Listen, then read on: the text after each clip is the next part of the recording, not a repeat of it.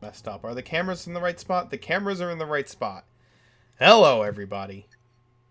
Actually, you know what? I'm going to move something around real quick and see if that works, but we'll see. Uh, how is everyone out there uh, in the land of... we'll leave that right there.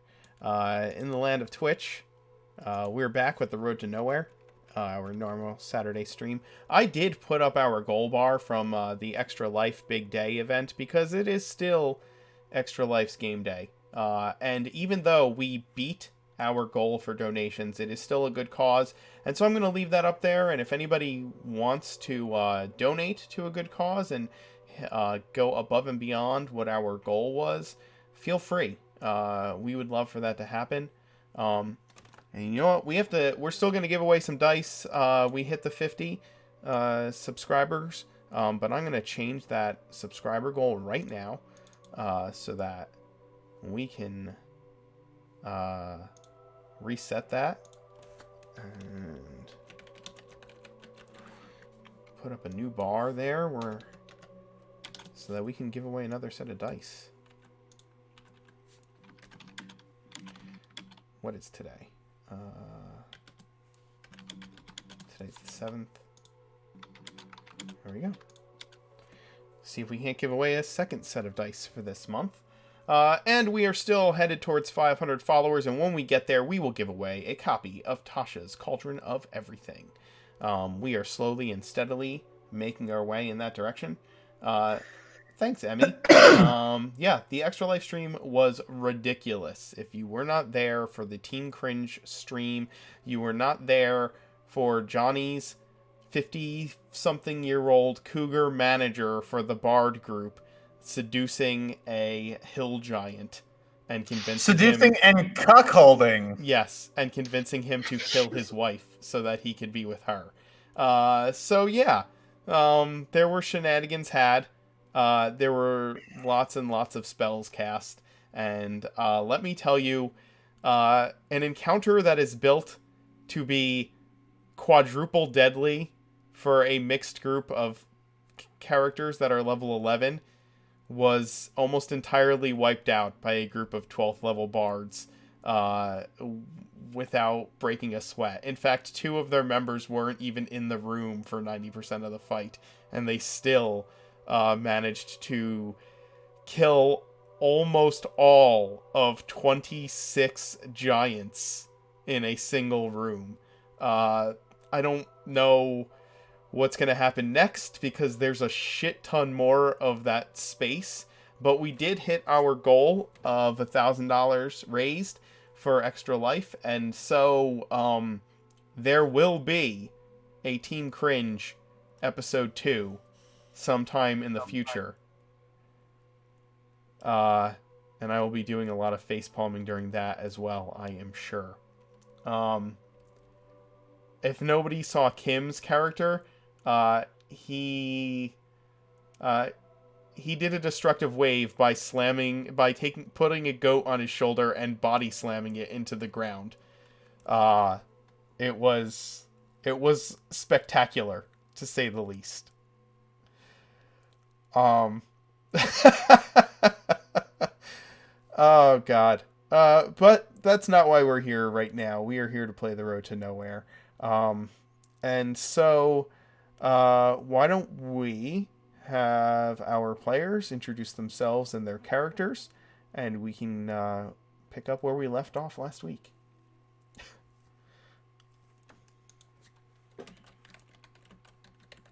Starting with me, I am Marcus. I'm playing Gemwin Magmawit, the level 8 now Transmutation Wizard and level 2 Fighter.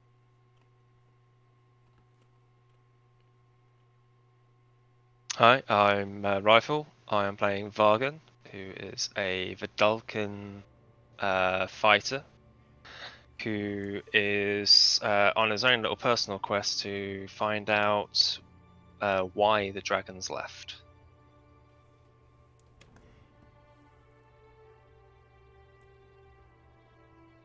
I play Joffrey, the Warlockadin, level 5 in each, who is here in Oregon trying to figure out what's happening to his homeland.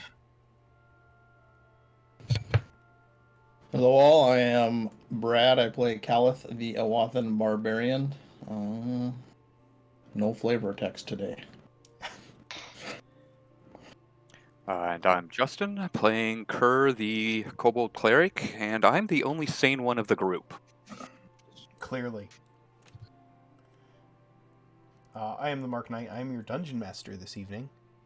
When we last left off, the party had decided that the best course of action was to follow in the footsteps of the Death Knight and attempt to stop it in its quest to return Enon Volkmar from the dead.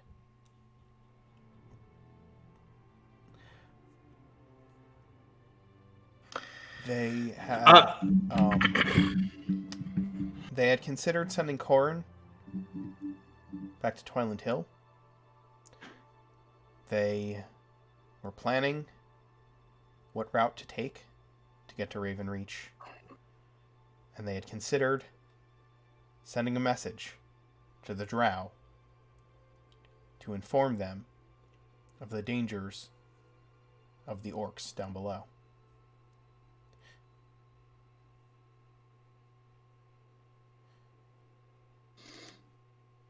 You all had left the dungeon, I believe, when we last left off, and are now standing outside the sinkhole, deciding on your next course of action.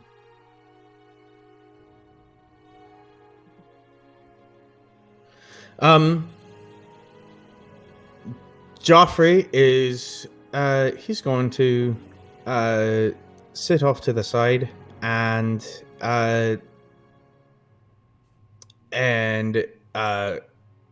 commune with the Fey spirits in the edge of the woods.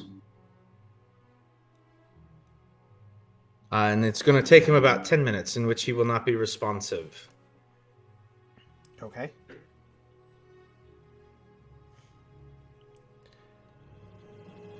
What is everyone else doing? Vargan will be jotting down as best he can the route that they've taken from the route. Well, can't really call it ruins. The Forgotten Temple. Trying his best to figure out exactly where he is and trying to spot as many landmarks as possible. Okay.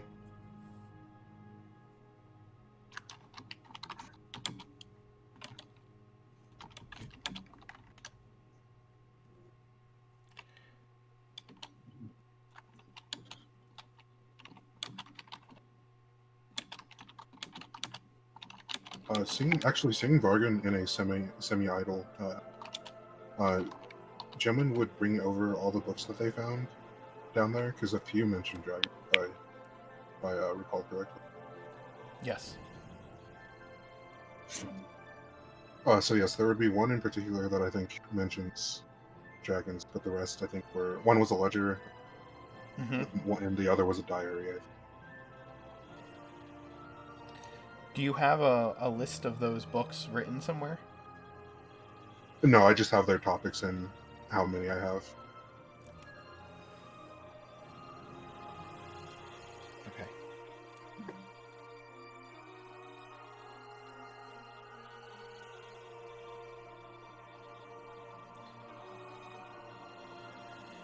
What are Calith and Kerr doing at the moment? I think we are going to help Corin make sure that we've got everything set for what looks to be a long trip.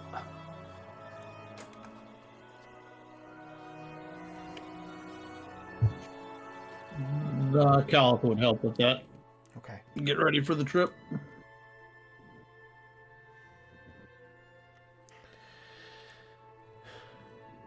Ask if anyone has any ideas of how we're going to find this knight that has a 12-hour head start on us. Mm-hmm.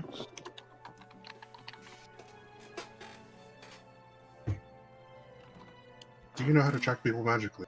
Kerr?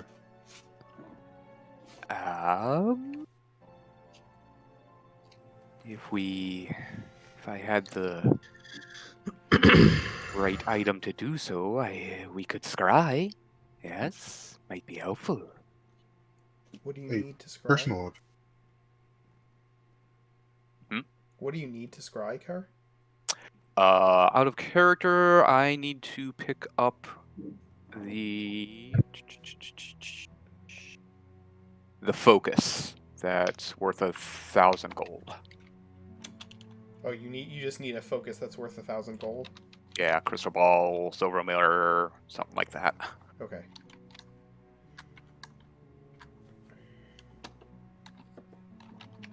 We found something in the horde, didn't we? Something that was isn't essentially a focus. Yeah.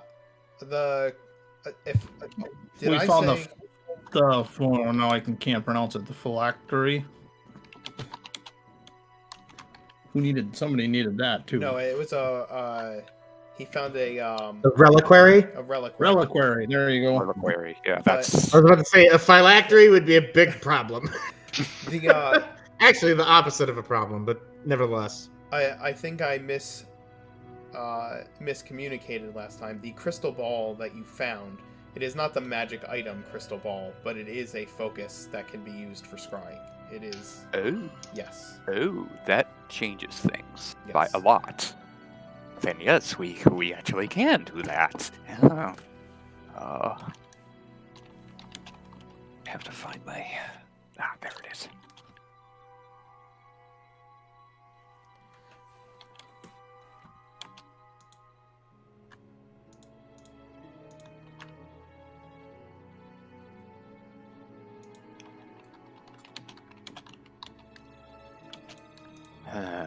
Once we get closer, I could. What could I do?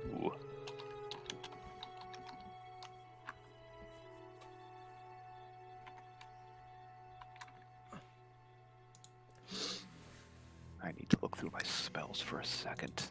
Okay. While he's doing that, do you mind if I That's cast what my I was spell? going to ask. Yes, go ahead. Yeah. So Joffrey sits down and he pulls out a little. It's a sterling silver bowl with water in it, and he grabs a leaf from the ground next to him, and he says, "Laneth, can you hear me?" And he waits for a response. I can always hear you. Yeah. There's a bit of a big situation here. Sorry to bother you. I know that you're super busy, but this is all in Sylvan, so he doesn't have an accent. Mm-hmm. And he says, we need some help. A Death Knight is loose here, and he's bringing back. You remember Volkmar? The one you went to the material plane to stop. Yeah. At least we think that's him. Well, one of his lackeys got loose, and well, we're gonna have real difficulty catching up to him if we can't find him. Or even catch him, because they don't have to sleep or nothing, being undead and all that.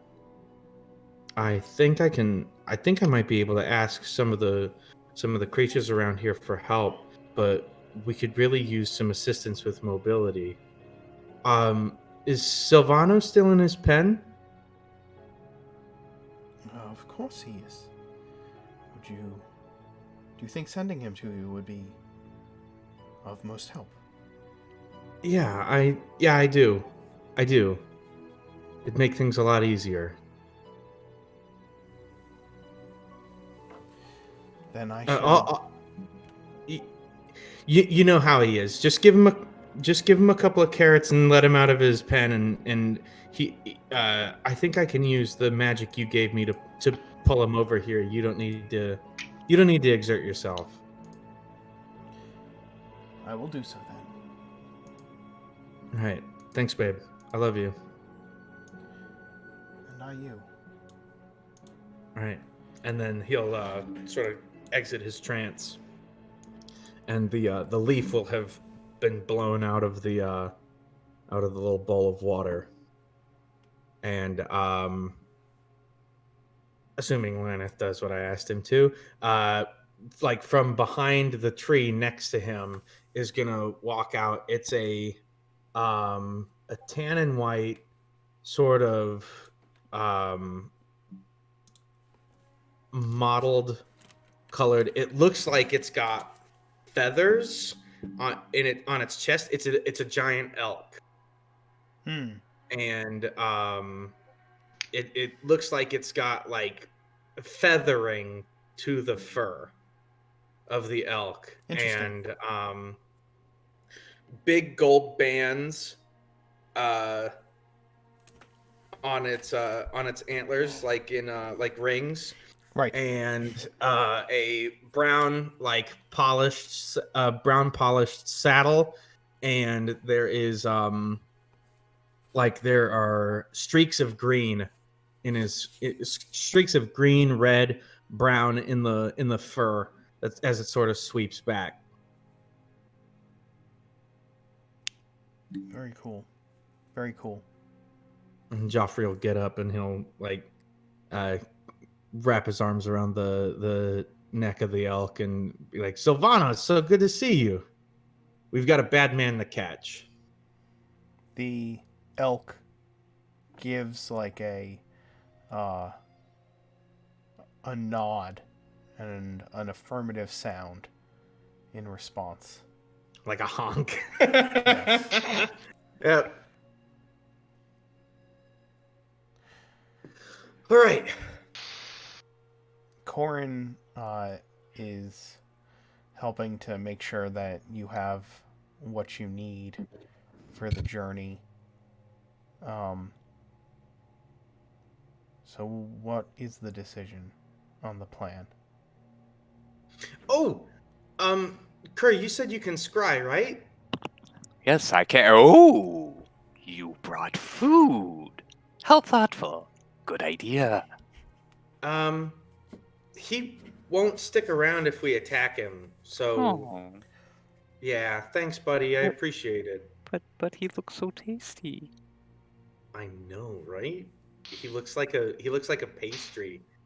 Hmm. I named him after I named him after a cupcake.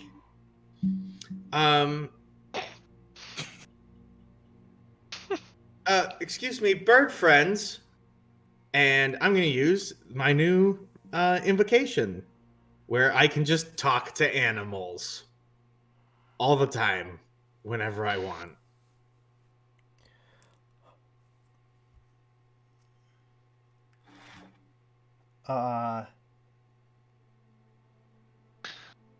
A small bluebird lands on your shoulder. Hi there.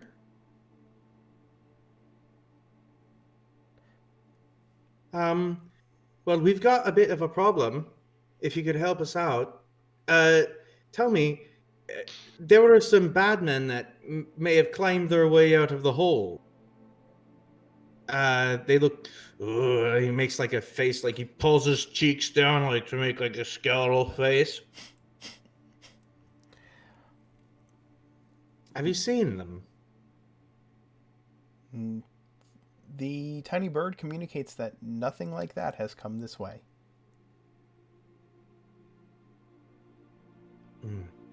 Would you be willing to help me out then? Because these are bad things, and we need to stop it. We need to stop them. Would you mind helping me? You don't want to talk, tiny bird? No. Okay. It tweets out. It sings out a little affirmative. Can you ask your friends to look around for me? Spread the word. Let the forest know that they might have unwelcome and unholy visitors. The tiny bird says that it will warn it will warn its family. And they will warn theirs. All through the forest. Thank you.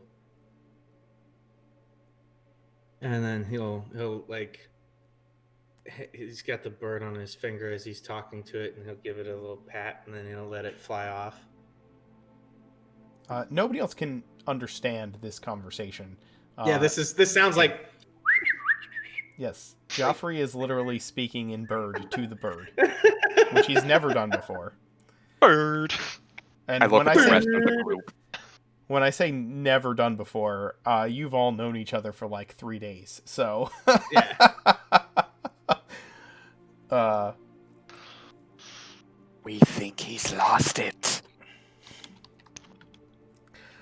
You just said that my friend was food, and you want to tell me that I've lost. You're the one talking to a flying Dude. snack? a flying snack. Fast food.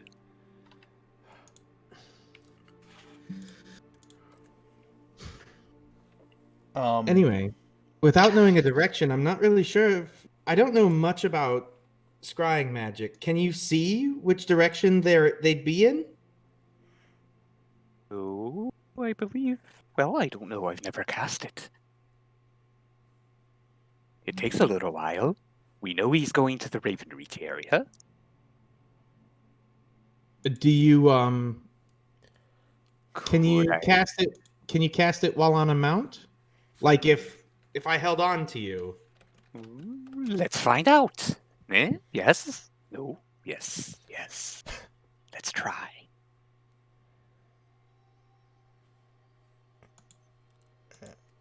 You guys ready to go? Corin turns and says, "Have we decided our route?"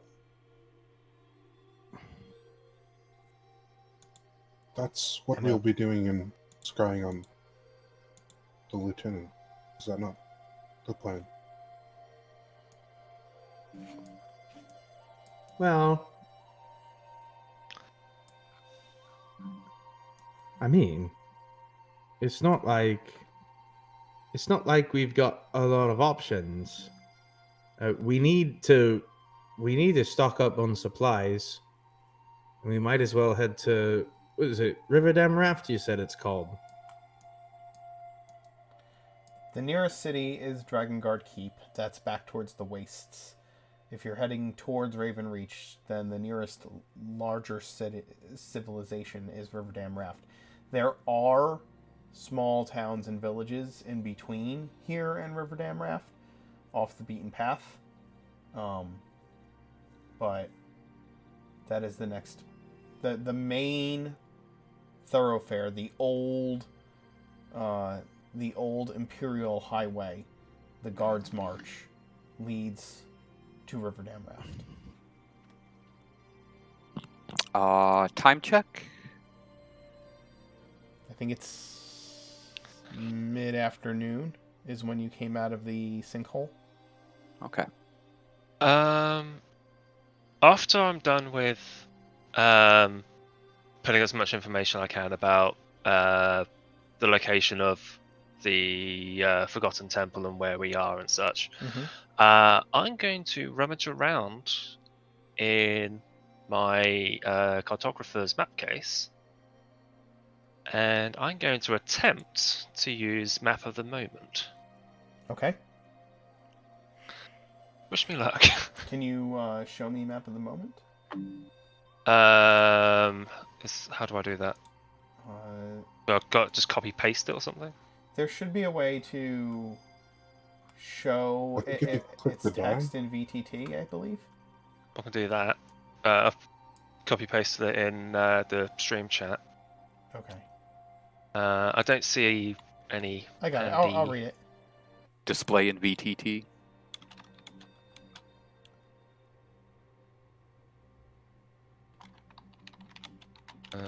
Display in VTT. Yeah, there it is. Well spotted. Oh, that does. Oh god. That's, Yeah, the formatting is terrible.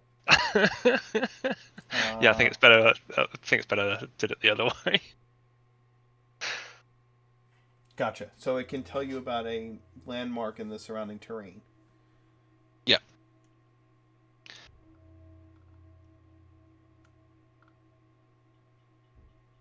And then I can try and do it again in order to find a shortcut to that terrain.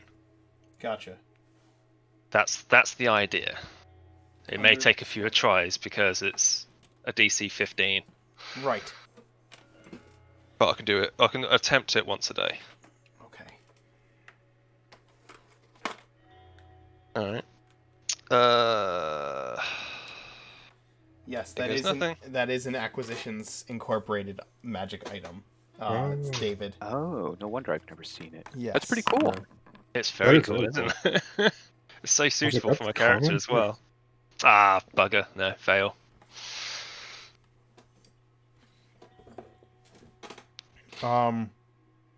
Okay. Are you? I tried. Are you all heading to Riverdam Raft? Is that a general consensus? Or what is everybody? What's the plan? Talk to me. Heading towards Riverdam Raft unless the scrying says otherwise. Okay. Gemwin is also waiting on the sky. All right. Then why don't we scry? Let me take a look at the spell again. It's up here. I see. You can see and hear a particular creature you choose that is on the same plane of existence as you. The target must make a Wisdom saving throw, which is modified by how well you know the target and the sort of physical connection you have to it.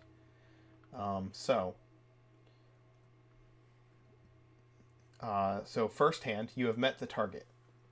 You definitely do not know it well, so connection, you do not have a likeness of it, you do not have a garment or possession, and you do not have a body part, lock of hair, bit of nail, or the like. So it is just a straight roll against your DC, correct? Yeah. Okay. On a successful save, the target isn't affected, and you can't use the spell again on it for 24 hours. Okay.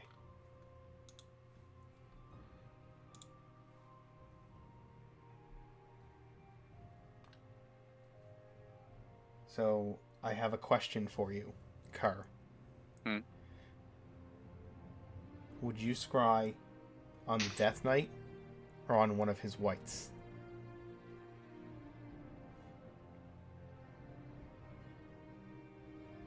Death Knight, Okay. because Kerr isn't super smart. Okay.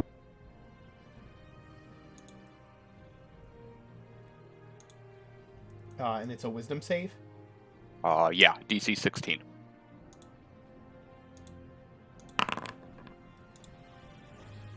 The scrying fails.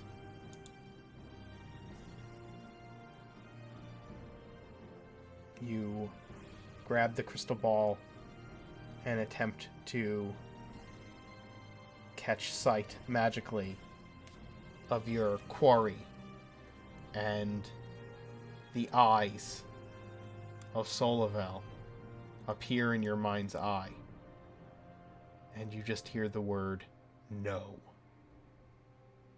Yes. No. No. Sorry, guys. No, not today. No work.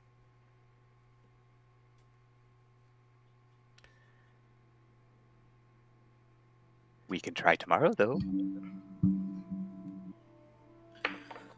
Sounds, Riverdam Raft sounds it good is to then. me. What was that, Gemwin? Riverdam Raft it is then. Okay. Let's see. Do you know if anything could help? Not that I know of. I've never used that spell. If we had Kerr? a piece of it, Would a picture help? maybe. We'll try tomorrow and see. It is an 11-day journey to Riverdam Raft from where you are right now, along the road. Therefore, I need a few rolls from all of you. I know that, Calith, you can keep things stocked as far as foraging for food, if that would be necessary, although I think everybody has some rations upon their person. And who would be... well,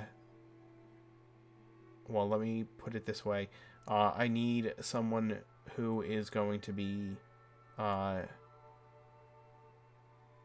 essentially a scout, and someone who's going to be the navigator to get you to where you're headed. Two separate individuals. I can do either of those.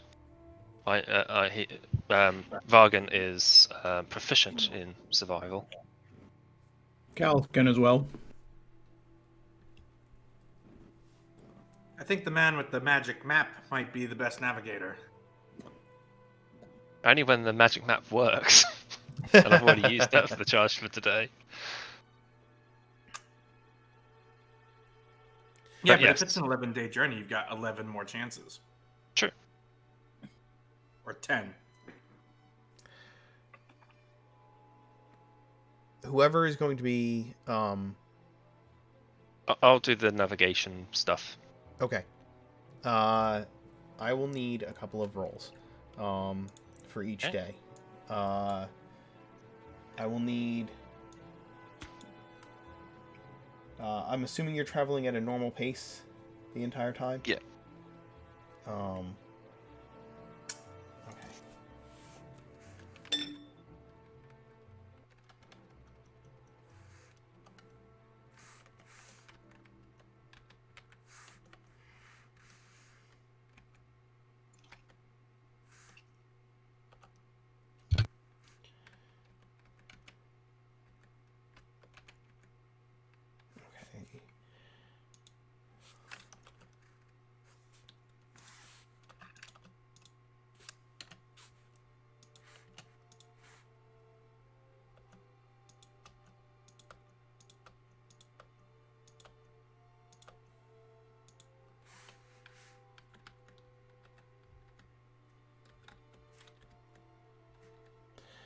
All right. Give me a... somebody give me 12 D100 rolls, and somebody else give me 12 D12 rolls. I'll do the D12. Unless someone else wants to, I guess I'll do the D100s. Go for it. 12.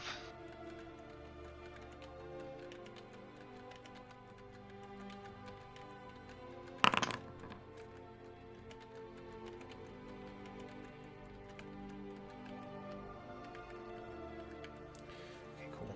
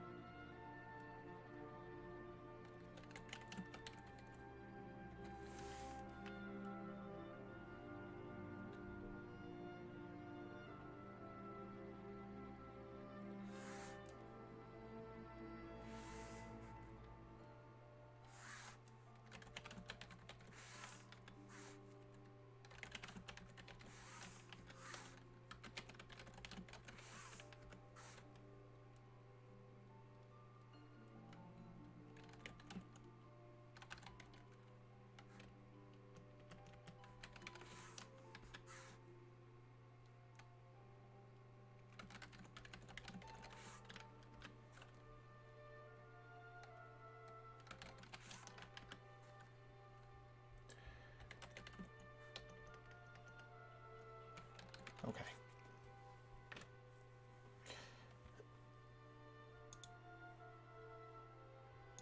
The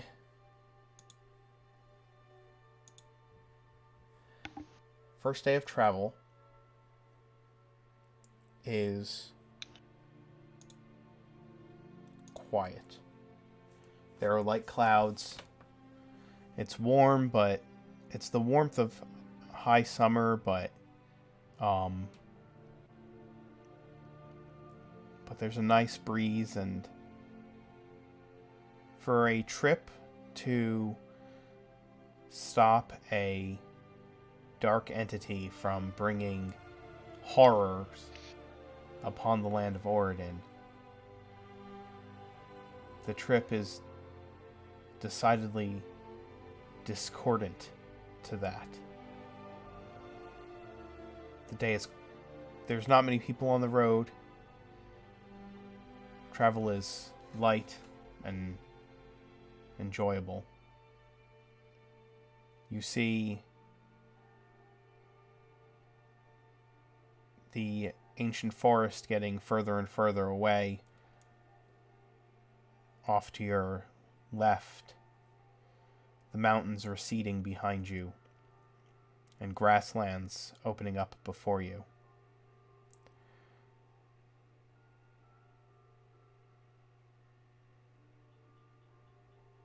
You can attempt to scry towards the end of the second day again.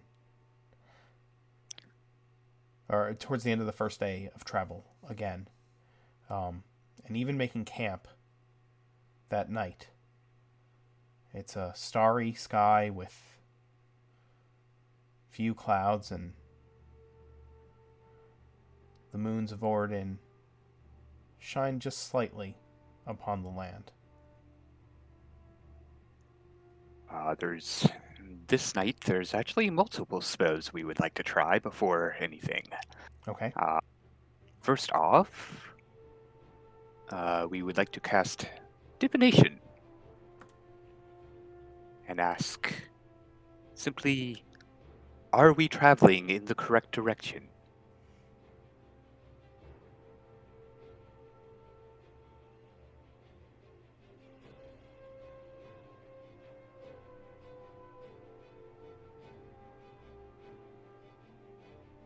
I'm reading the spell right now. Your magic and an offering puts you in contact with a god or a god's servant. What are you offering? Incense and a sacrificial offering appropriate to your religion. Is there a goat? Is there a goat? No, actually, I would walk off into the woods and try to catch something alive. Sure, give me a survival roll. Survival. Come on, roll.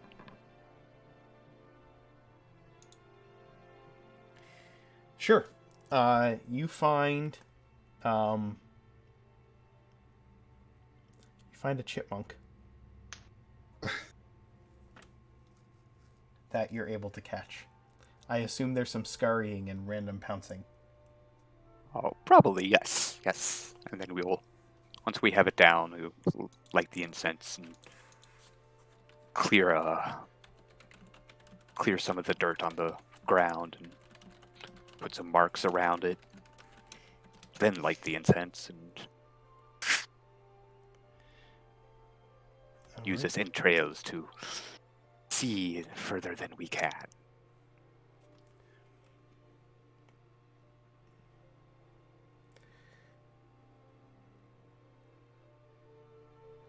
And you ask if you're headed in the right direction. Yes. Can you say again what you said, what you asked specifically? I apologize. Was it just, are we headed in the right direction?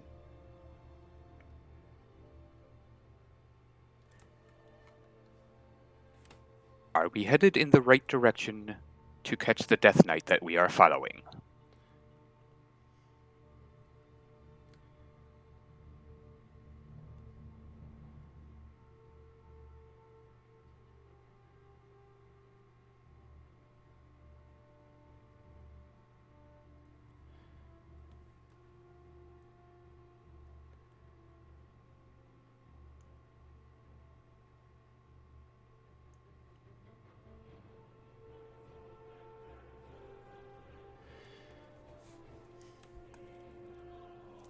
need to come up with a good reply.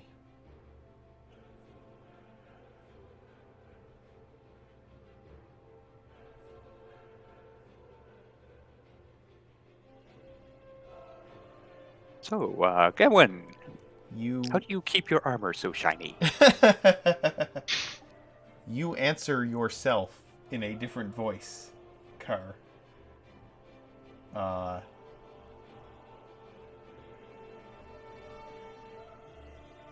And you tell yourself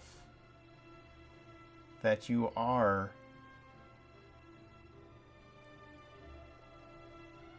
headed in the same direction, but not on the same road. This will do. Yes, this will do. Good.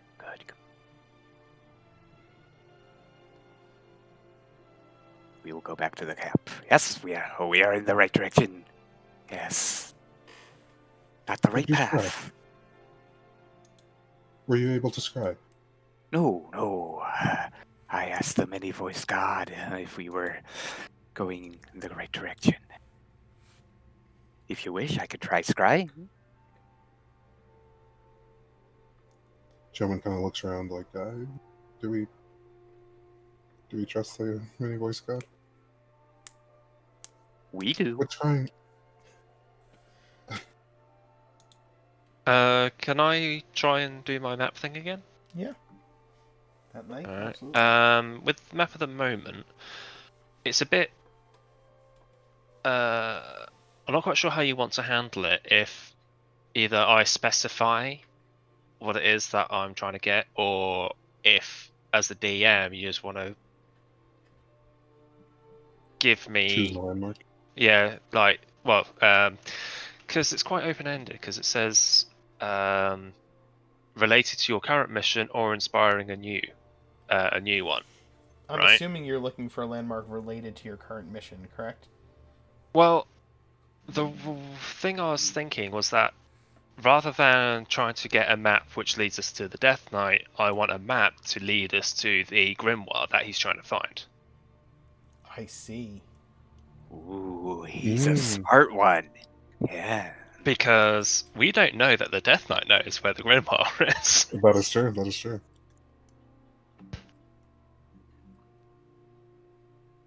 So you're thinking we find it first, destroy it, and leave a note with just a hand going. "Ah."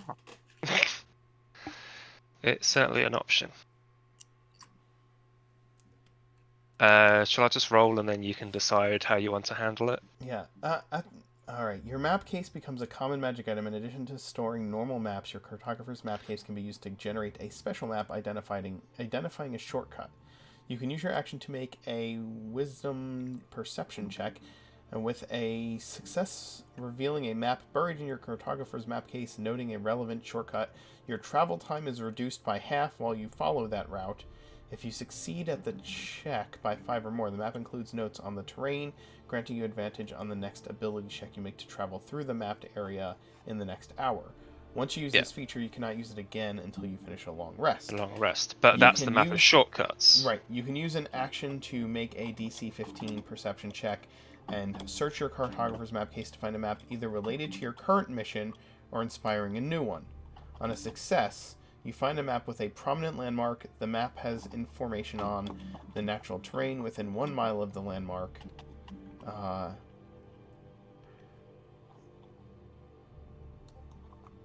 Search and find a map either related to your current mission or inspiring a new one. So there's two ways you can handle it. Either A, I have to sort of say, give an indication of where I want to be heading towards, or I make the roll and then you decide where the map wants me to go. Right. Okay. So, I'm gonna say that you can choose whether you're looking for a map related to your current mission, or whether you're looking for a map to help inspire a new one. Like, you can choose one of those two options and roll. Right. And then I will give you information based on whichever option you chose, right? So it's not... So option A or option B rather than a specific point of reference. Sure. Yeah. Yep. So I wouldn't be able to say if it's a map towards the Death Knight or the Grimoire. That's up to the map.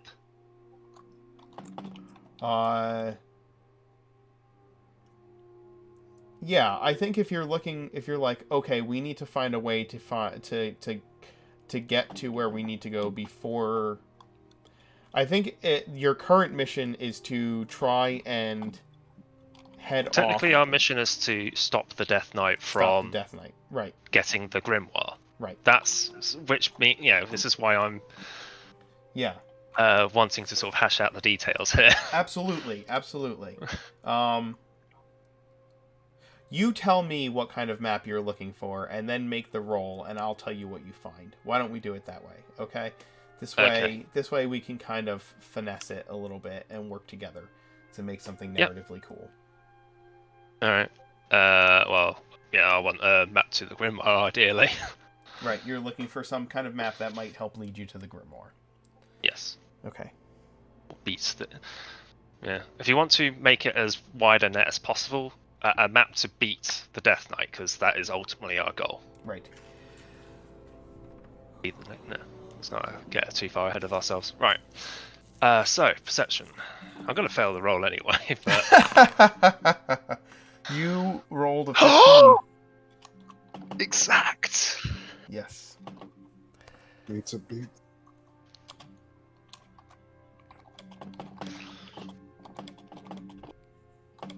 You dig through your map case that night. And you pull out a map that you've not seen in there before.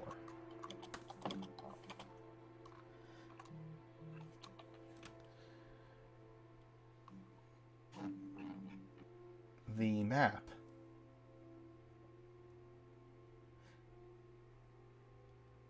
is a map of Oregon, an old one. Like Imperial Oregon. Mm-hmm. And there are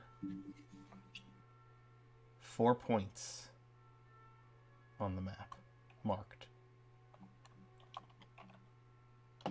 There is a red dot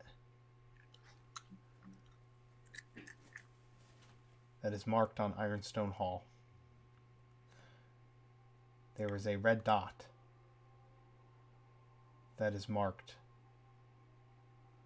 on an island just south of Geneva. There's another red dot on the island city of Grovair. And there is another red dot in the middle of Coriol Forest.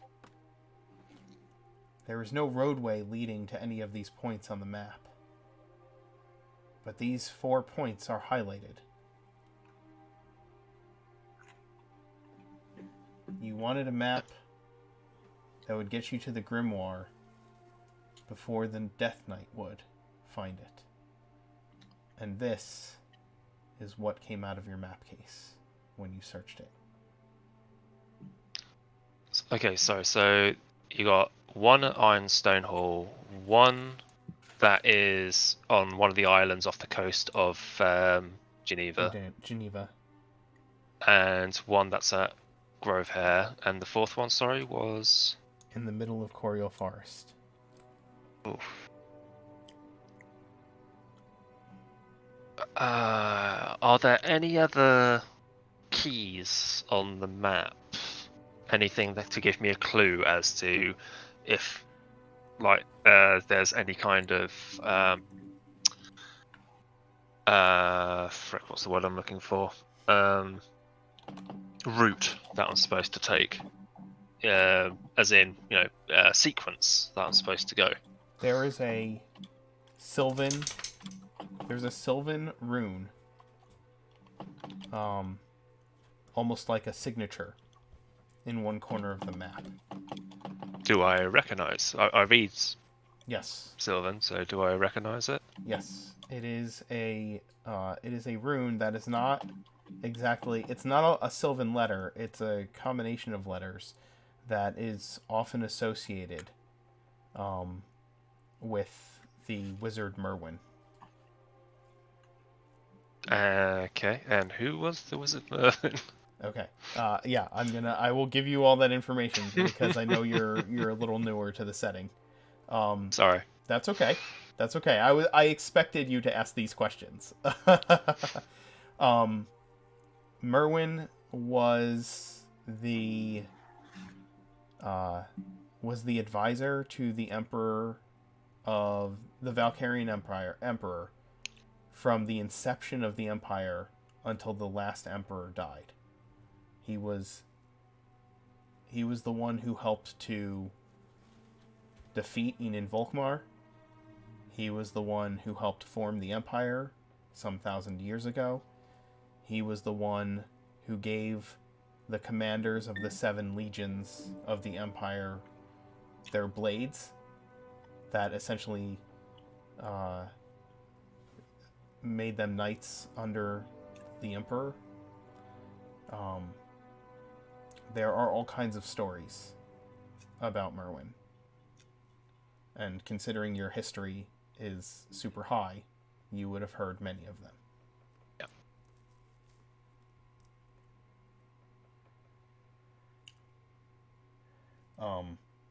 One of the legends is that before the last emperor died, sometime before the death of the last emperor, one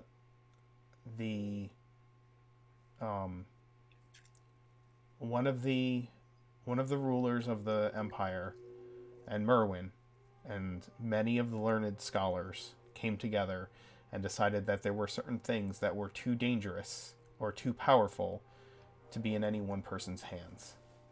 And so they locked those things away. Right. And there were a number of magical protections put into place to hide this vault, essentially.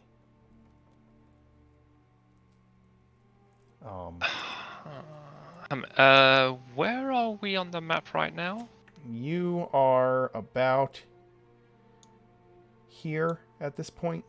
Heading in the direction of Riverdam Raft. Riverdam Raft.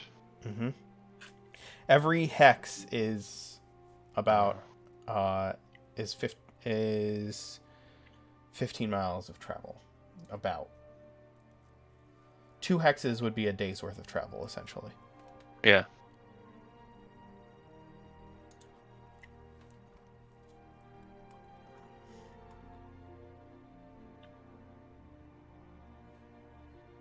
I'll call the others over. And as I'm sort of reading and rereading the map and going over everything in my head, I will do my best to explain my thought process to them. Mm-hmm. It may not be an idea to follow the Death Knight. I think we can get ahead of him. Well, that sounds wonderful. How so? I believe, he points to the various points in the map that are highlighted. I believe that the Death Knight is going to be hitting each of these points in order to get to the Grimoire. If So I'm correct, then he's already heading towards Geneva and Grovehair because there are 2 points right next to each other. It makes sense for him to do that. They're the easiest to get to from our position. And then he's either going to go up to Ironstone Hall and then down to Coral Forest or vice versa. So I suggest,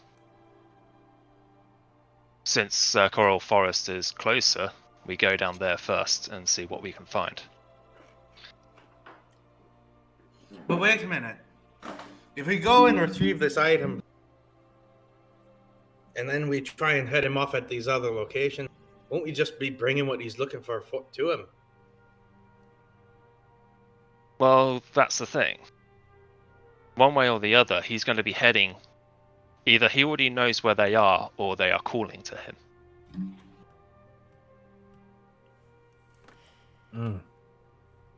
I guess that makes sense.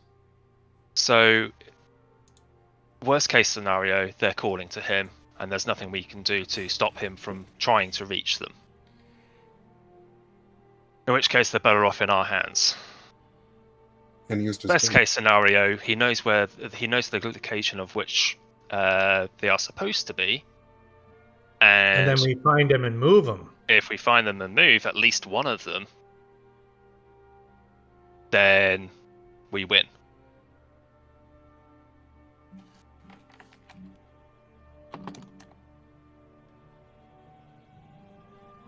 Of course, this is just a theory. I'm open Oh, to right. suggestions. Also, Well, a it's better better route than than- we've had before. I think we're open-minded. sounds- also. I feel much more inclined. I feel much more inclined to go after stationary targets that aren't gonna, try and kill us. But we do need to find a way to lure it and get rid of it. At least put him back in his magic circle. I agree.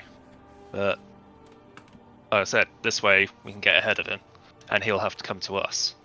Yeah, if you say he's looking for these artifacts or whatever, and we have one, he's going to have to come to us eventually if he needs them. Kara, I'm sorry to say, but I'm not sure that these things can be destroyed. If they could have been destroyed, it would have been. Right. You might have to settle for defeating the Death Knight. That sound good to you? Permanently locked is will have to do. I cannot do it right now, but in the morning I could possibly confirm the Blue One's suspicions. Gemwin. Yes.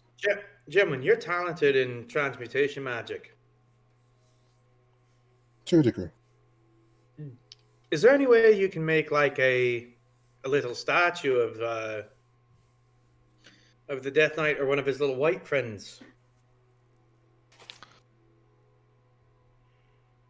Gemwin will, assuming this is the end of the day, Gemwin will use cast fabricate and just turn a mass of dirt along the side of the road or wherever we are, just like dirt and grass and whatever, into a statuette of the Death Knight. Okay. Calith, Corin kind of sits down next to you and leans in and says, "Do we really want to be digging around for something like that after everything else we've run into so far?"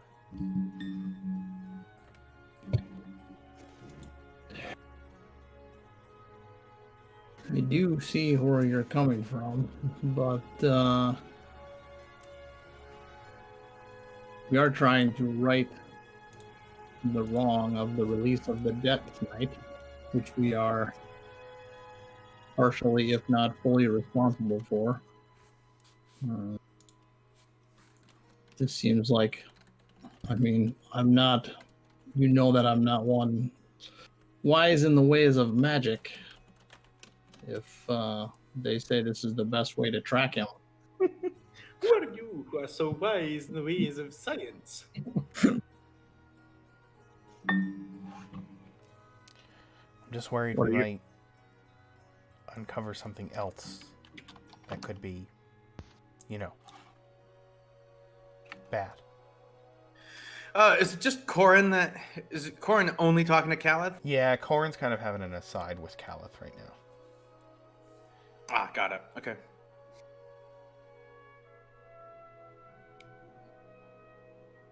Now that we kind of know what we're up against, at least to some degree. I think we can probably we'll be better prepared for the places that we're going in the future. I agree it is something to keep a lookout for.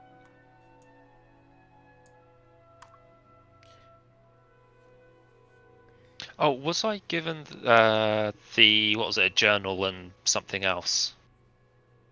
There were some books from the temple that someone was saying that they wanted to give me. Gemwin was talking about sharing that information with you. Yes. Did that happen in the end? That's Yeah, I mean, yeah, it would have. And it would have also been alongside just the collected knowledge of what we've seen down there, but it ended up being a lot of what you've seen too. The statue of Smarviga, the statues of the Dragonborn and Kobolds.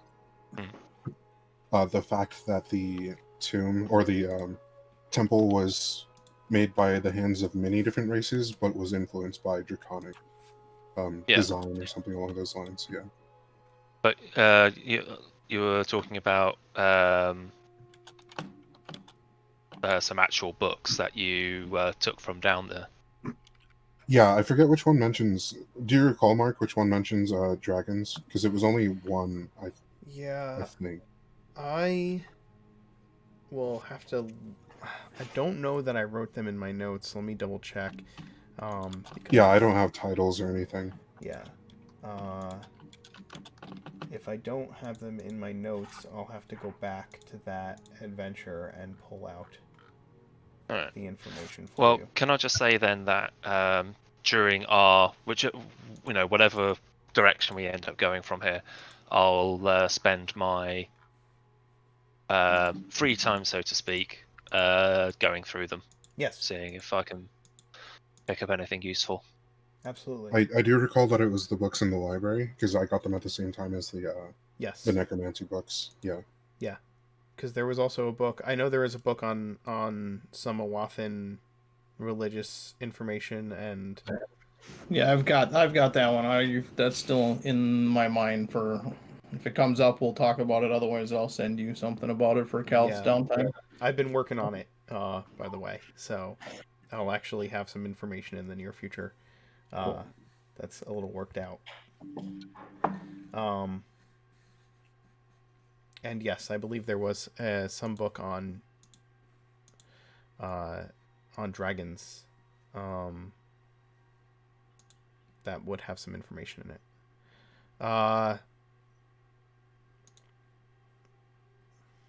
Okay. So that night, you find out about these points on the map, and the next day, what's the plan? Is it to continue to Riverdam Raft, or is it to divert your direction to one of these other locations? Actually, in the morning, before we leave or decide a direction to go, what 3 questions would best help us if we had a truthful answer? Would going to Coral Forest help us in our quest?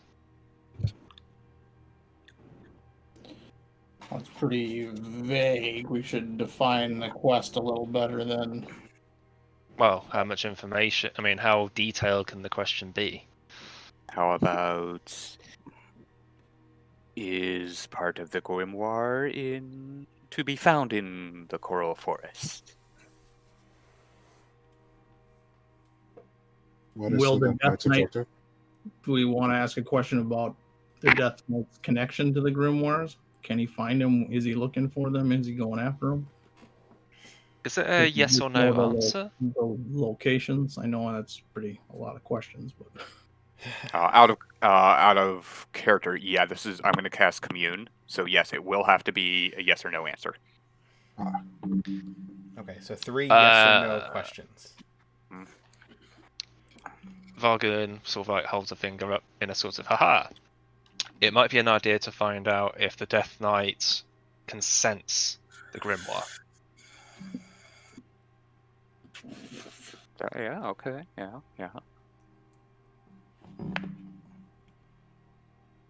Alright, so can it sense the grimoire? Is part of the grimoire to be found in Coriol Forest? And anything for the third? Are we 100% sure the grimoires are the knight's goal? Is that his goal to find the grimoire? Right. We want Right. to find the Is he goal. going after is he actually going after the grimoire? That's a good question to ask as well. Well then, let us find out. I was going to ask what the wingspan of an African swallow was. Yes. Is that a African or European swallow? Laden or unladen? Brad, you never make me facepalm. What is going on?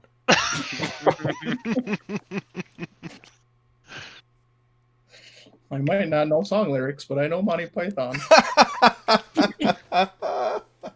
Yes, queen. What is your favorite color? Blue. No.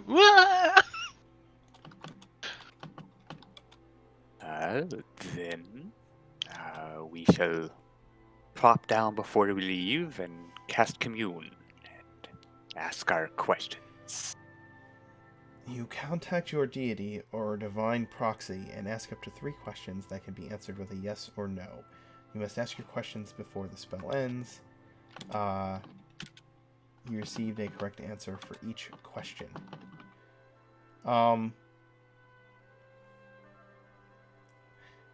Ask each question one at a time, and I will give you the yes or no answer.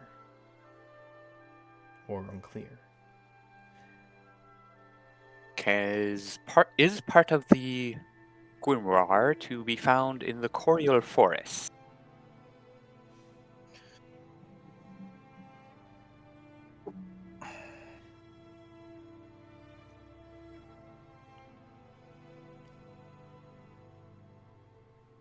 That's taking a while to answer. It's not the answer that is taking a while. It is who answers Kerr that is taking a moment. They gotta spin the roulette wheel. Yeah, I've got to roll on the random table of voices that can answer Kerr. No. Kerr. You remember this voice from the dream.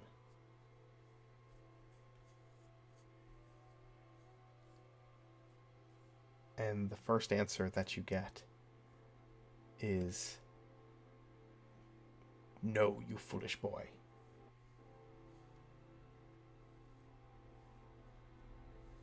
What question was that? If part of the grimoire was in the Coriol Forest. Out of character, quick check. Next question was? Is the Death Knight trying to find the grimoire? The grimoire, yeah. Is the Death Knight trying to find the grimoire? Of course he is. And then the final question was... Can he sense it?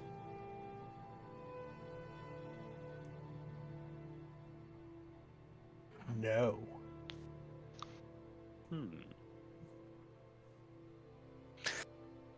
Well, boys, it seems that he cannot sense the grimoire, and at least part of it, is not in the forest. Perhaps he means to find it. Yeah.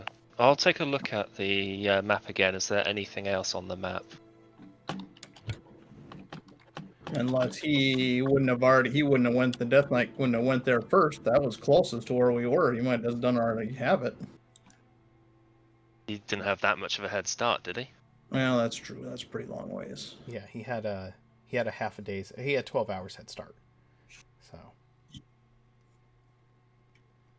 The map, again, it has those 4 locations highlighted. There is not a path between them, and it has the symbol of Merwin upon the map.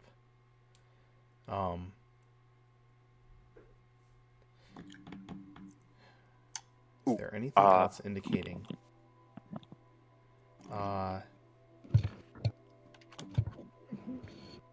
Because was this the general location map or the shortcut map, or was it a No, combination? this is the landmark map. Yeah. This is the one that would give you a landmark that should help you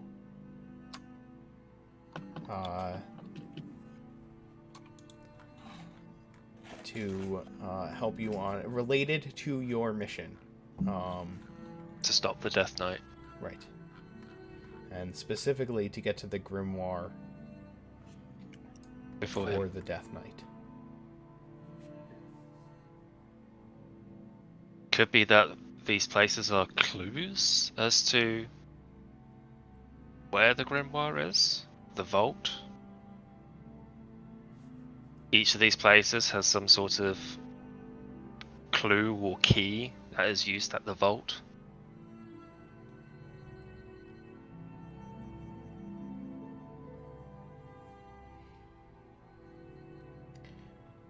I think at the very least, the thing the map implies is that the grimoire will not be as easy or straightforward to get to as finding it in a cave in the hills somewhere. Or even just simply broken apart and hidden in different places. Not based on what, not at least not based on the question that you asked. Based on the question that you asked as of if there's a piece of the grimoire in Coriol Forest, the answer being no, tells you that perhaps this map is not pointing to pieces of the grimoire. Right? Yeah. Hence the additional clues or keys in order to find the grimoire. Well, I could try scrying again. If I get through, maybe I can tell what direction he's heading. Is this the feminine Kerr voice that that was my assumption. Of course. It is. Did we I assume we get a long rest last night? You did, yes. You've traveled for a single day and are now determining whether you continue to Riverdam Raft or finding out more information to move on in a different direction. Or at least to affirm that you're headed in the right direction or not. Caliph is feeling an especially strong connection to his spirits, and he kind of goes into a little trance and does some primordial and asks the spirits, should we change course to Coriol Forest? Ooh. And casts an augury. Nice. Ooh. Well, I will say this. The question that... Well, okay. So, should we change directions to Coriol Forest, Wheel Woe, or Wheel End Woe?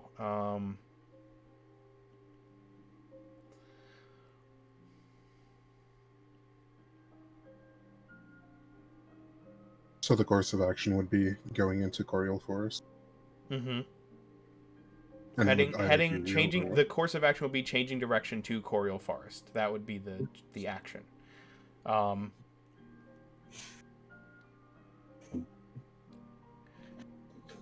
As you head into this trance,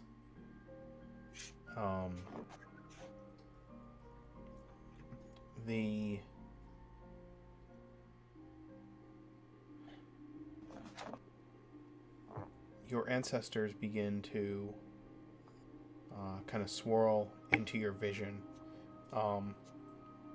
Not your actual vision, but the image in your mind's eye. And once again, the one that can shield you appears before you. You still don't know the name of this ancestor.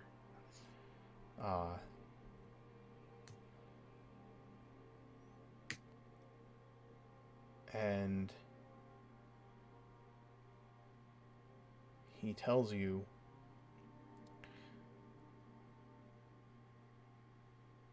the path to the forest will bring woe.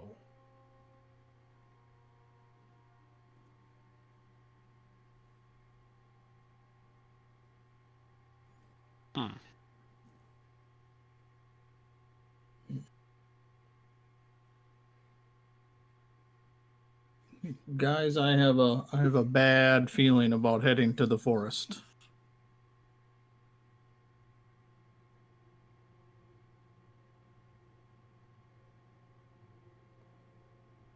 What other direct courses of action do we have? We don't have to go to Coriel first, correct? It's just No, we closest. don't. We could skip straight up to Ironstone Hall. Or into the Maybe- Geneva area. Well, if heading to Coral Forest now is not on the table, my suggestion would be that we continue following the Death Knight and we repeat this process each night until we find a course of action that we can all agree is the best one. Or at least narrow down the direction that he's heading.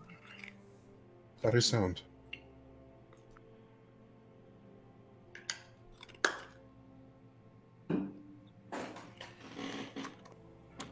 Above game, does that take away our chance of getting whatever's in Coriel Forest, or is that just a later thing at this point? I would say that's probably a later thing. Okay. I Yeah, I'm for that. I will tell you this, that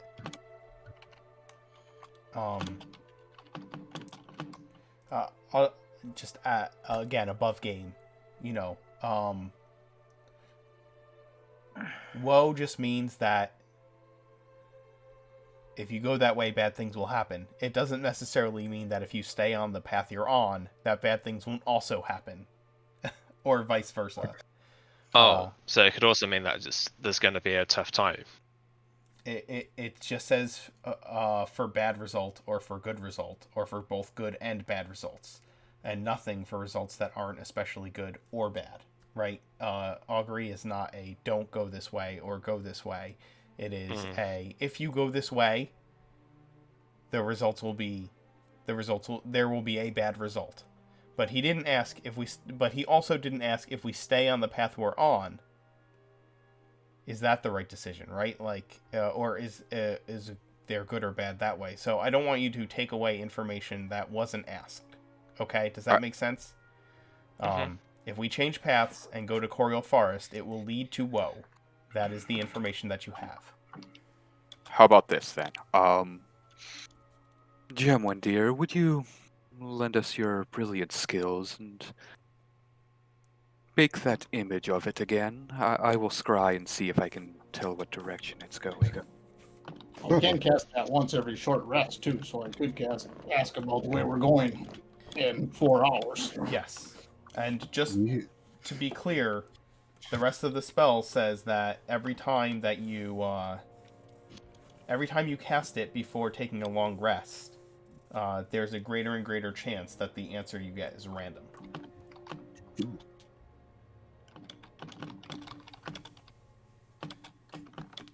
Well, we certainly have the means to find out where we're going. We've got that covered a few times over, which is comforting. But yes, Gemwin will make the statuette of the Death Knight again. And yeah, you just when you did the map too, you just asked if that's the way for us to jump ahead of the Death Knight. So I mean there could be like a teleportation stone there or something that can get us somewhere quicker. Not necessarily something an item that we need to find. Yeah, that's the other thing. We don't know what it is.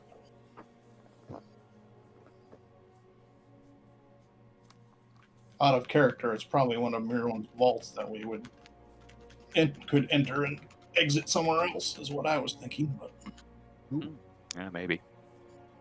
Either then way, using it's a the point that image. Sorry. Oh, sorry. Then using the image, we shall cast Scry yet again. Okay, so now that you have a likeness of the thing, what does that do for its? Let me. Connection likeness -2 modifier. Okay, so it's gonna roll -2. And you are once again scrying on the Death Knight itself. That's what you made the image of. Yep. Okay.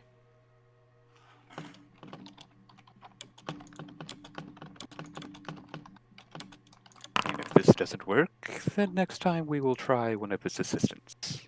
19. Because we're not total idiots. Ooh, yep, that'll do it. Oof. I'm gonna be happy about that.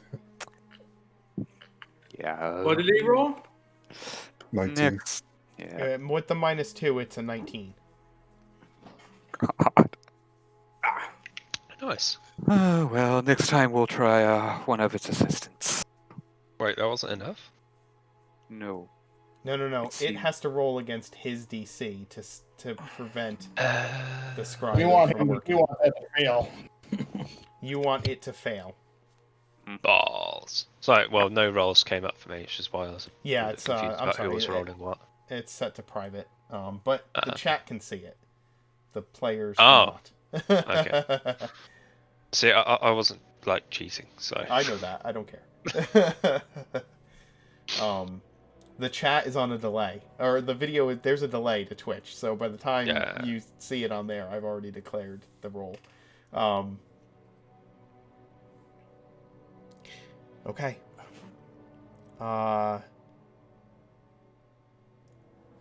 The lair. There was a question about the location of the Temple of Volkmar, and it's actually up, right around there. Yep. Oh, Oh, up further than what I was doing. Okay. Yes. Much further. Yep. It's right near the entrance to the pass into the wastes.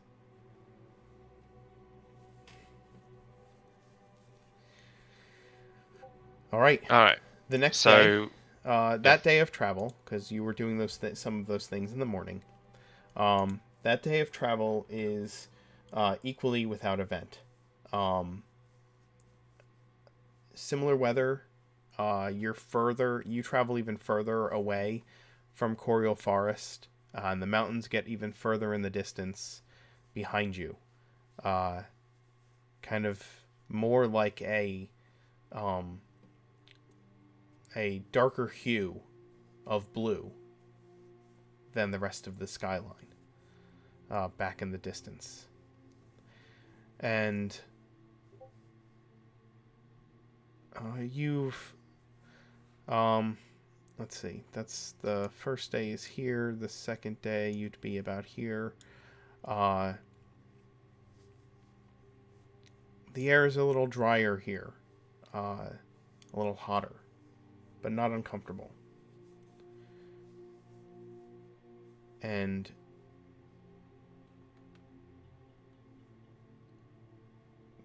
the day and the night pass with little event.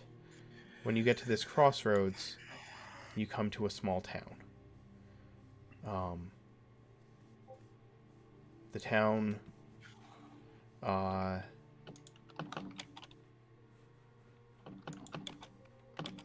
town has what you would expect from a little crossroads town. There's an inn. There's a store for general goods. It's a little farming community. Rural, quiet, and nice. And there's an opportunity to maybe get a night's rest that is not out beneath the stars, if you would so choose. Though you get odd looks as you enter into the place because, well, there are dwarves and humans and halflings about. But most of them have probably never seen a warforged or a kobold. Or or a big blue guy. or a big blue what's it? Gemwin calls out good morning or good afternoon to the dwarves as we pass. In Dwarvish. They respond, friendly enough, but unsure of whether you're just an armored traveler or a construct of some kind. It's not something they're used to.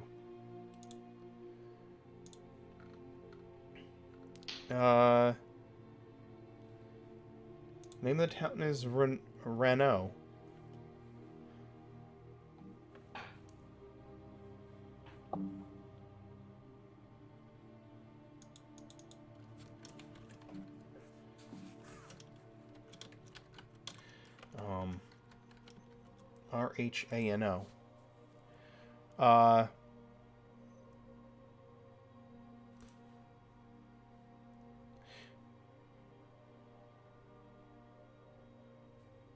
The town is in the center of town. The most prominent building is a temple.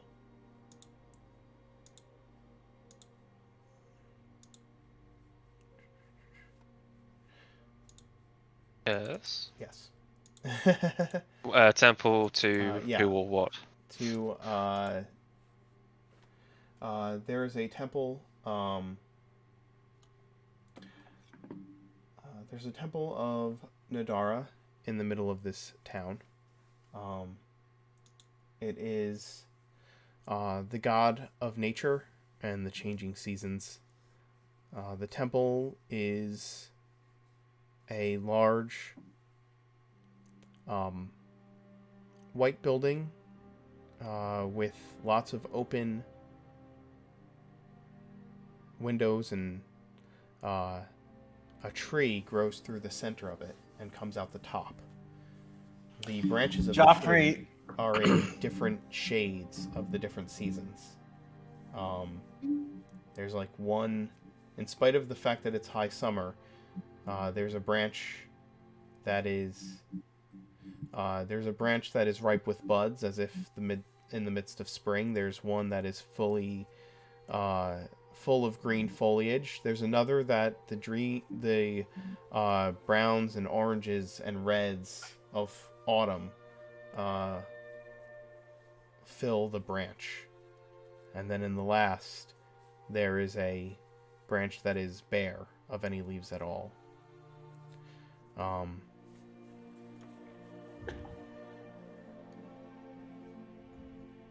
Joffrey, what? Joffrey notices the temple, and he sort of laughs. He goes, "Oh,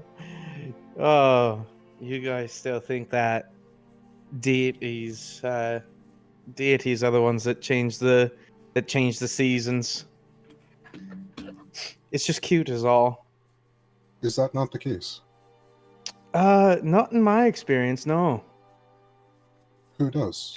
Think about it. Why would the gods try to change things constantly? Boredom. Just seems a little ephemeral. Are they not? I just don't think they're that. I don't think that they're that pernicious. Maybe it's less about the gods believing that they change the seasons and more that the gods embrace them. Right, but that's not what they're being worshipped for now, is it? Isn't it? No. When at least back in the Empire, there was there'd be all sorts of temples celebrating the gods changing the season, bringing about the harvest. That's just not the case. At least not as I've far- always thought it was about the gods giving their blessings during the various seasons.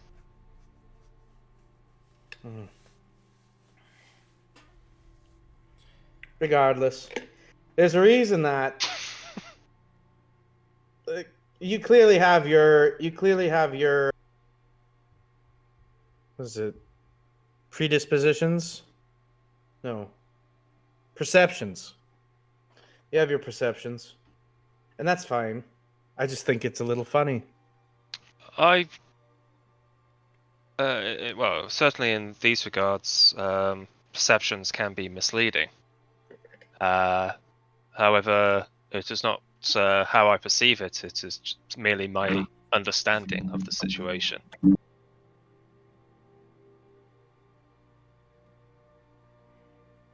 Like you say, it's usually in the literature that I have read, it's the Fae that are responsible for the changing of the seasons, but the gods give many mortals their blessings during such times as harvest and protections during the harsher seasons.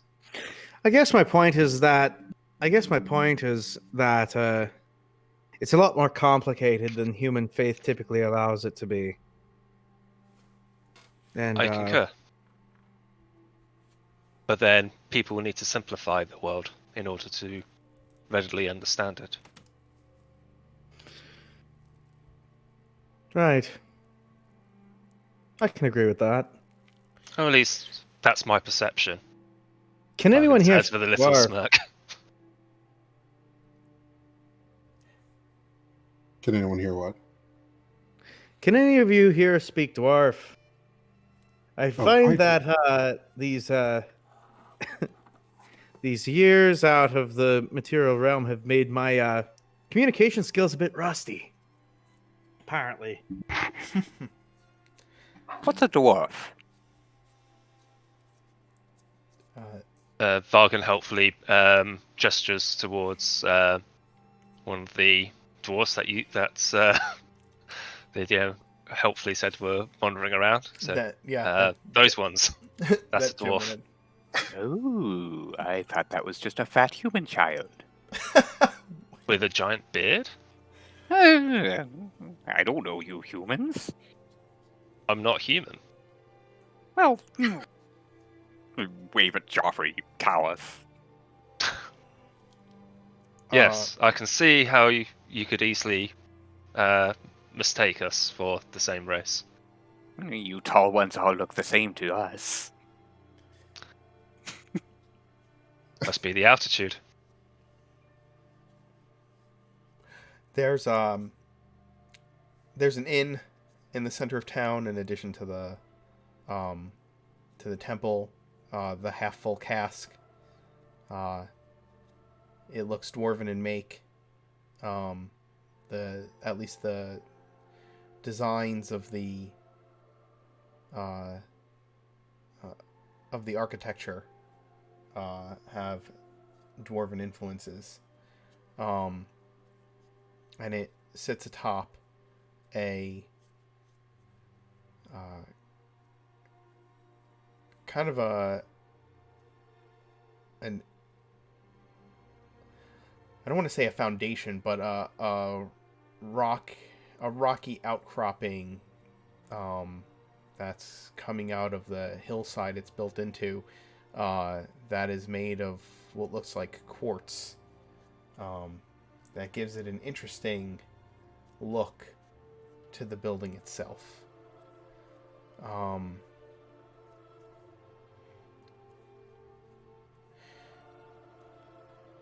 There's also Does it kind of look like a? Oh, go ahead. Does it kind of look like it's nestled into a geode, like it's crystalline on the inside? Mm-hmm. This outcropping. Yes.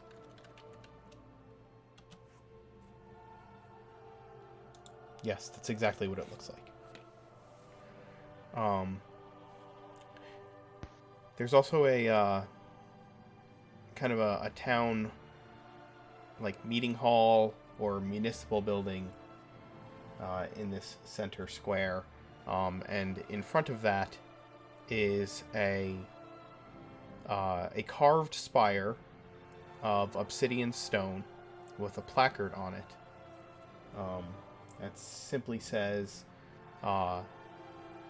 in honor of Lady Enet, who fell during the Orc War.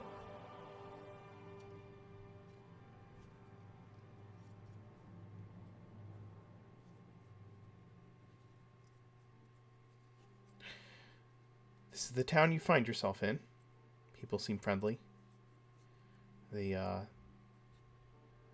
When the dwarves overhear you speaking of what is a dwarf, one of them stops and looks as Kerr says that he thought that was just a fat human child, and slaps the other one, and they stop and turn and walk up to Kerr. I'm a dwarf. What have you? What have us what?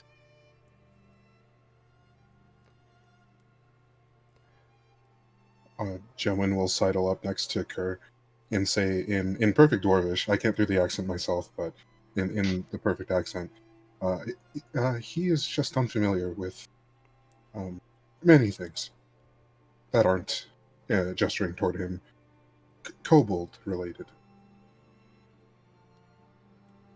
Kobolds. Bit of culture shock.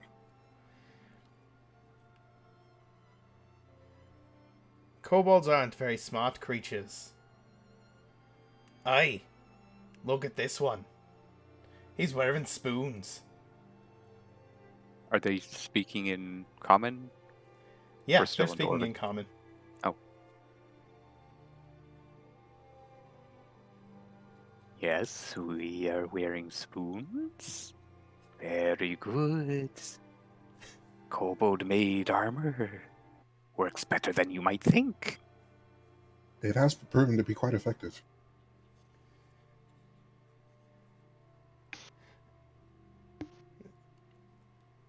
Your armor looks dwarven. It is. Looking at Gemwin. Straight from Jackengard Keep. From the depths of Mount Ilos. Aye. You hail from the keep then? Aye. I was created there. First of my kind.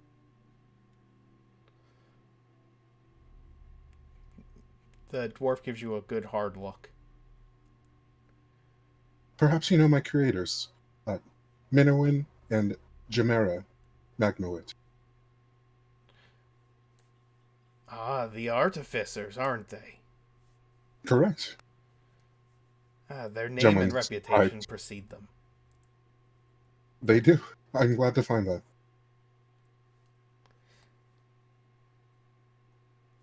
I haven't seen a Warforged. Oh, since the Empire disbanded them, that was hundreds of years ago.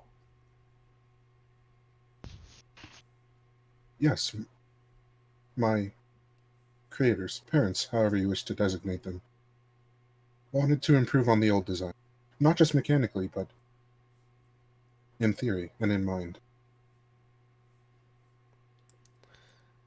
Ah, polite enough you are. Polite enough to make up for the loose tongue of a kobold. Gemwin smiles and bows deeply. Well, considering you come from the keep, I think it only right that me and me mate here offer you a drink. If I was about to offer the same. What's that? I was about to offer the same. Well, then I'll buy yours, and you buy mine. Gemwin is still smiling as wide as they have before. That sounds splendid. And Gemwin will head into the half-full tank, or keg. Cask? Yeah, cask. Cask. Yep. And they'll go with you. And as they do, one of them will kind of look over his shoulder and say, "Come on, kobold. We'll show you what a dwarf truly be."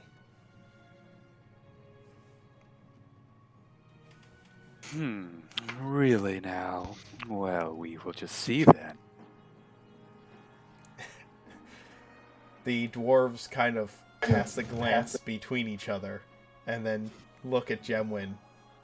Is something wrong with your friend? We are fine. Seems the same to me as he always has been.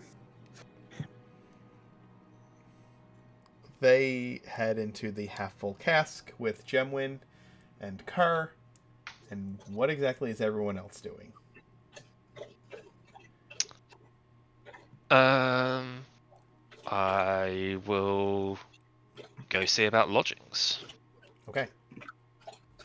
Um, I will announce my intent to the remaining party, just so they don't just see me just like wandering off in a random direction.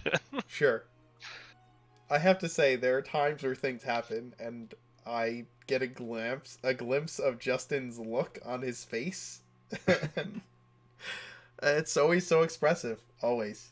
You're always so expressive. I try. I try. Yeah. Okay, you go off and find the rest of the party and determine lodgings.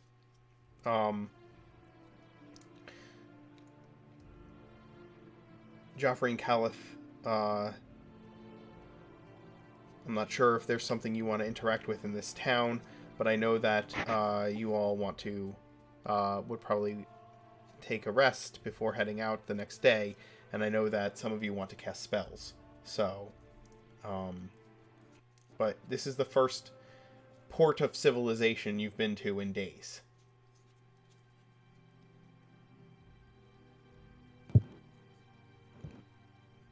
Could I retroactively establish something or attempt something? Namely, studying the spell that I was working on before. Oh yeah. So it was essentially Mage Hand, but made out of dirt, and thus only able to move across the ground rather than through space in 3D. Right. Yeah. So over just however much I could over the course of those 2 days that it's been. Sure. And then I'll continue doing that for our whole trip, Yeah. pretty much. For every week of study, I'll have you make an Arcana roll. And I'll let you know what the results of that are. Okay. I think initially you said it would be 40 hours total, like a week total. Yeah, a work. And I think I have. Yes, 1 work week. And then I have 5 hours currently. Okay. Sounds good. Can I suggest a 5 to 10 minute break? Yes, we can take a quick break. Let's do that.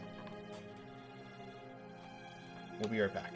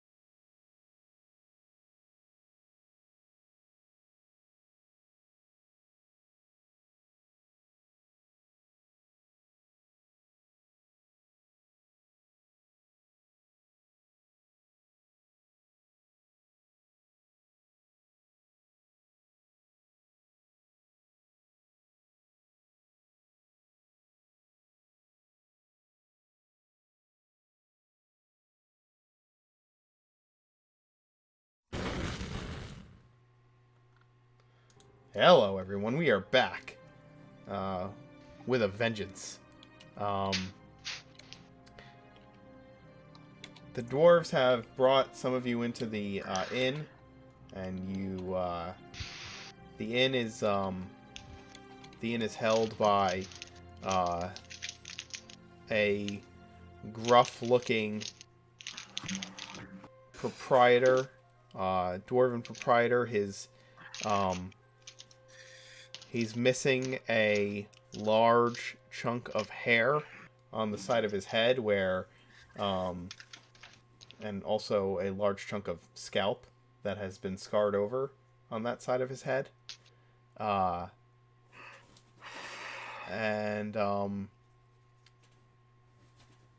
floor of the inn is that same geode that it is built atop, giving the place an interesting look.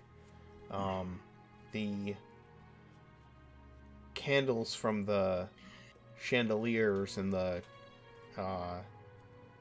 candelabras and the fire from the fireplace all create interesting patterns of color on the quartz floor of this building. Go ahead. Before we enter, real quick, we will hang back, and once everyone else enters, we will take a moment to cast Enhance Ability upon us, Bear's Endurance. Okay. And then the dwarves buy a round of drinks for you and Gemwin.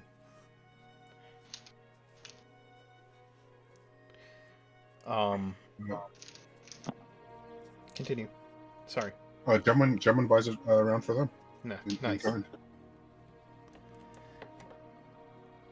I'm going to go ahead and sit with the party. Okay. Or with those two, anyway. Let's see if alcohol has gotten any better in 500 years.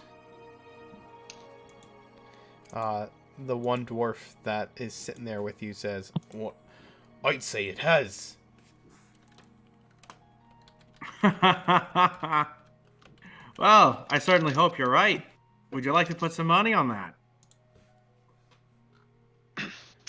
On whether the ale's gotten better in 500 years, that's a matter of choice. Let's see if it's gotten more potent. That I can bet on that. All right, settle up. And he's gonna put 15 gold. All right, he will do the same. Let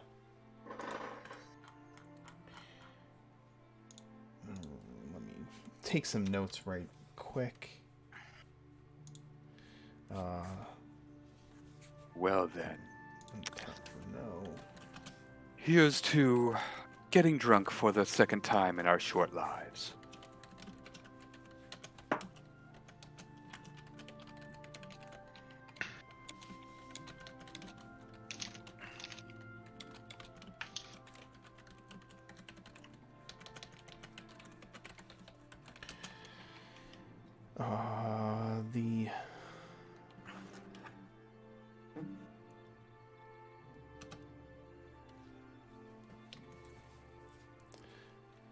The round of drinks arrives at the table. The dwarf introduces himself, kind of holds out a hand to you, Joffrey, and says, "I'm Gimrick, and this here is me best mate, Vonus."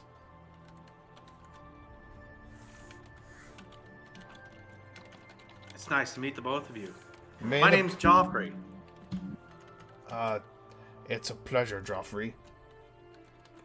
Now, let the best dwarf win, shall we? I didn't know I was a dwarf. I guess that's a Exactly why compliment. you won't be winning. If you say so. While Con saves?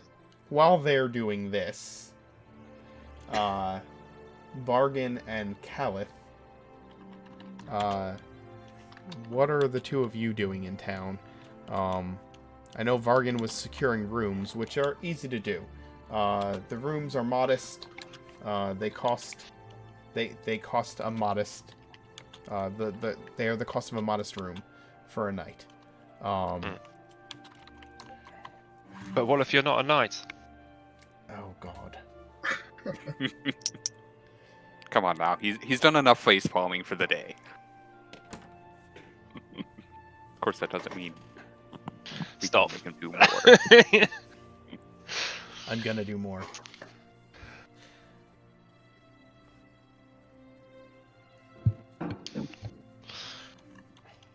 Okay, so modest for a knight or a squire. Yes. For anyone.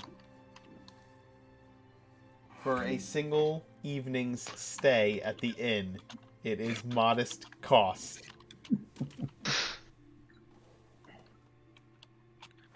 But it's so immodest.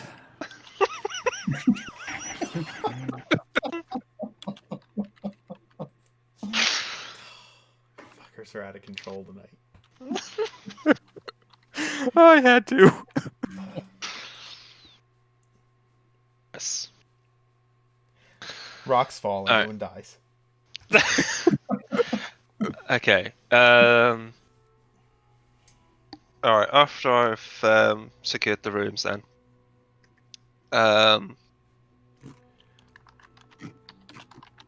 You said that this is like a small like trading village, Yeah, town place? Exactly. That's exactly what it is. It's centered on a crossroads. There's probably a small stream. It's the surrounding the town is mostly like agrarian farms and things like that. There's right nestled near the crossroads is the old husk of maybe an imperial like toll tower that has gone to ruin since the fall of the empire. There's a municipal building in the center of town. There's the inn and the church to Nadara. But it's a pretty. There's a trade post. There's like a general goods store here, for people to gather things that they would need, traveling along these roads. Okay. Probably a good number of merchants coming through, going in different directions, where you can get decent news of the surrounding area. My first stop is going to be to the temple. Okay.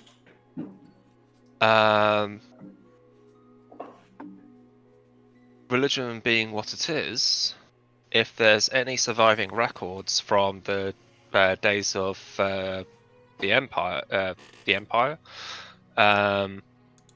they would be kept at a temple. Is my reasoning. Okay. So I shall go there and inquire. Okay. The temple, the Temple of Nadara is an interesting place. It's entering in, the building is serene and peaceful, and there is a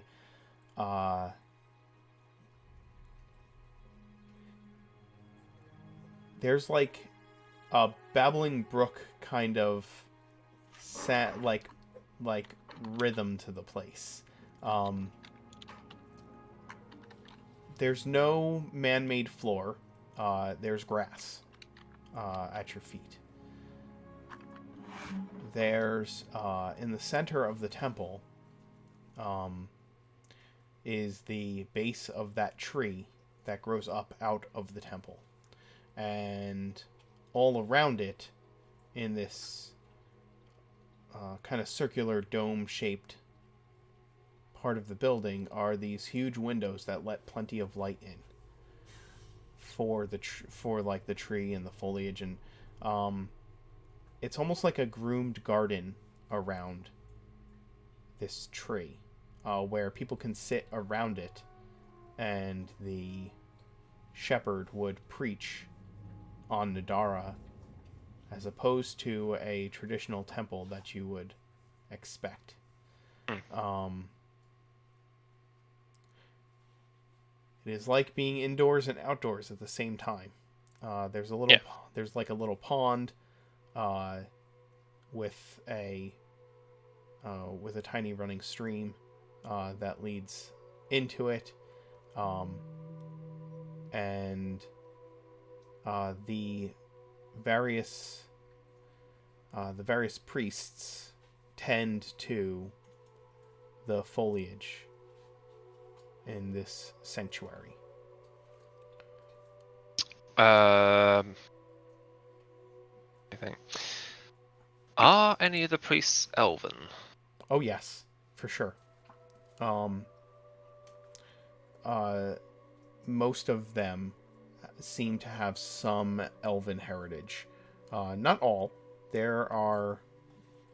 You see that there are a number of acolytes in here. A dwarf and a human among them. Right. But yes, there's an elf. There's a couple of half elves in here as well.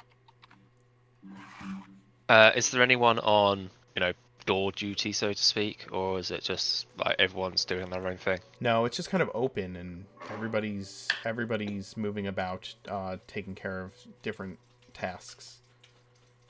Can I see a elf that looks like he's been around the block a few times? Sure. I'm trying to find I'm trying to find the oldest person in the room. Yeah, there's an elf there that is wearing garments that would kind of indicate to you that he is the high priest or the head shepherd of this place. And one of the things you notice is that when you walk in, everybody kind of stops to smile and nod, but without saying anything. There's kind of a respect for the silence of the place, right? I will return the smiles and nods. But as you approach the eldest of them, this elven high priest, he's kind of leaned over, tending to a sapling at the base of this tree, and he stands up and wipes his hands and smiles at you serenely and says, how might I help you? Are you a follower of Nadara? In Elvish, I shall respond. Greetings and salutations. I did not mean to disrupt you from your duties, but I am seeking knowledge, and I hope that you can help me. What knowledge do you seek, child? Perhaps I can. I saw the ruins of an Empire Tower. I was wondering if there was any records left behind that you may point me towards. Ah, yes. It has gone into disrepair since the fall. Oh. Everything has its season, it does. Records. I understand why you would come here first looking for such things, but we are not keepers of lore, as much as we are keepers of tradition. Not in Page, at least, but in Tales. If you're looking for records, you may find them more readily available at the mayor's office than a place like this. Do you perhaps have any tales that I may be interested in pertaining to the times of the Empire in this area? I have many. I have lived a long life. Is there something particular you're searching for?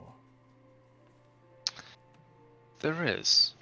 On a whim, Vargan will produce the magical map and show the priest the symbol. Do you have any tales pertaining to this?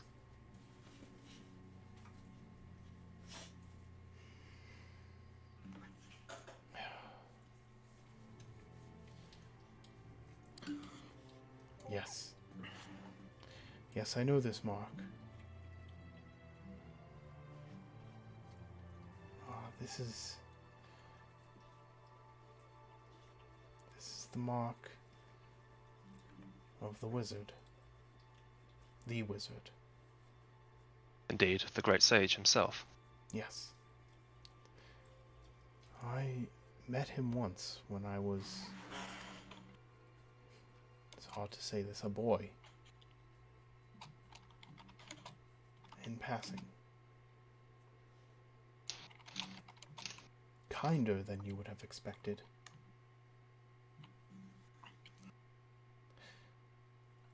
There are many tales about him. You seek tales from this area. Or from Cormyr Forest, if you have any.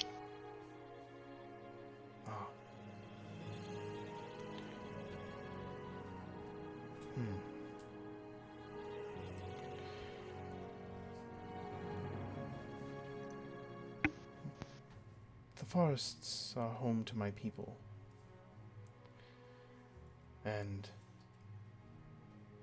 you may think that because of the history with the Empire, we would not be friends. Someone such as Merwin. But he was always welcome among the elves.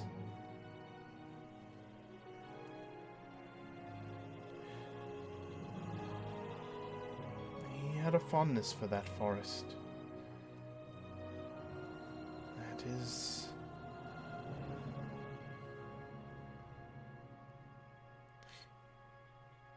where I was raised, and where I had met him. He had traveled through there.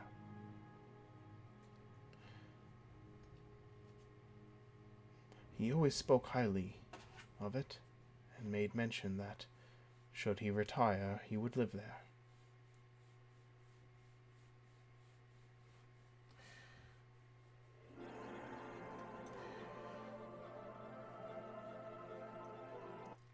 Do you know of the tale of his descent? I do not. Into the Hells. Please enlighten me. Some several hundred years ago, before, long before the Orc incursion, before even the events of the Necromancer, long after the forming of the Empire, though, and the legions. There's a time when dark things came into the land of Oregon. A fissure had opened in the south. A broken gash in the land that spewed forth fiendish forces of the Archdukes of the Hells. Merwin gathered a group A group of great heroes. The names are lost to time, some of them. At least lost to my memory. But he descended into this fissure with these heroes. Fought his ways through armies of devils. Creatures that would haunt your nightmares. And he found a way to close the rift. He brought back with him something.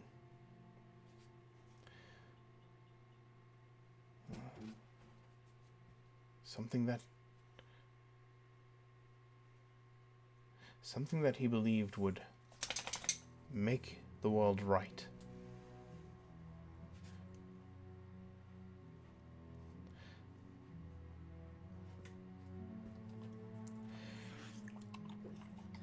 The fissure was closed. The forces cut off from the source of their power, and the legions were able to wipe the land of whatever influences were left, whatever creatures remained. And Merwin took this thing, and he took it and placed it in the heart of his sanctuary, his sanctum. It is where it is said that he put many things. Mythfont, it was called. Have you heard of it? Have I heard of it? Yes, probably. Of course.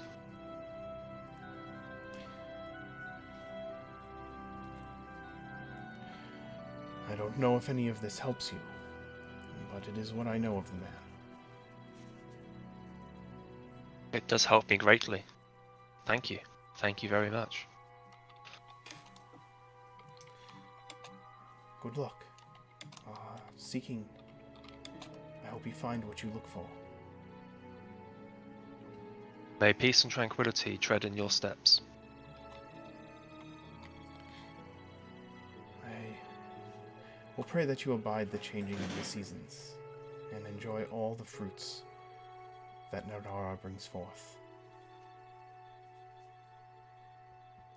I'll bow respectfully and be on my merry way.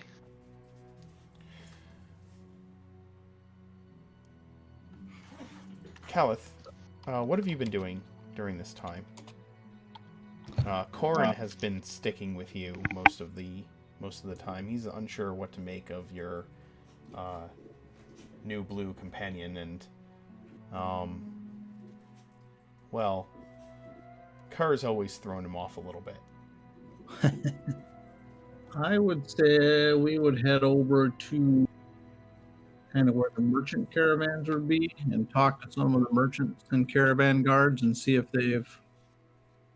we can ferret out any rumors of the Death Knight, or see if he's been causing any mayhem or if they've heard anything unusual. Sure.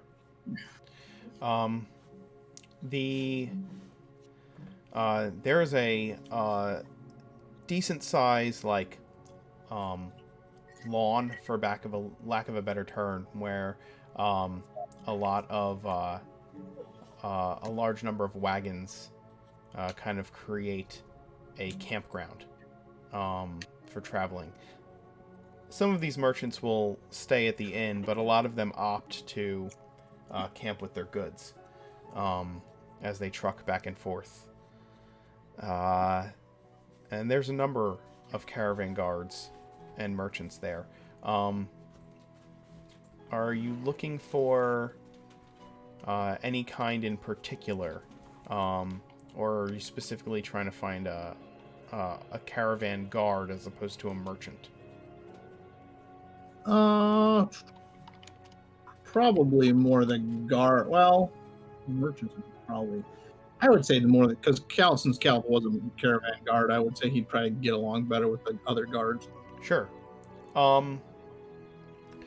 In fact, let's say, You see one you know.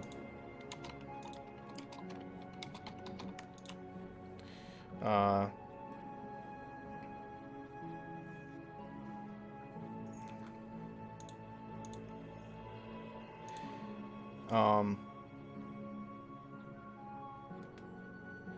you see a half-orc caravan guard that you actually traveled with to Anchor all those months ago. His name is Asger.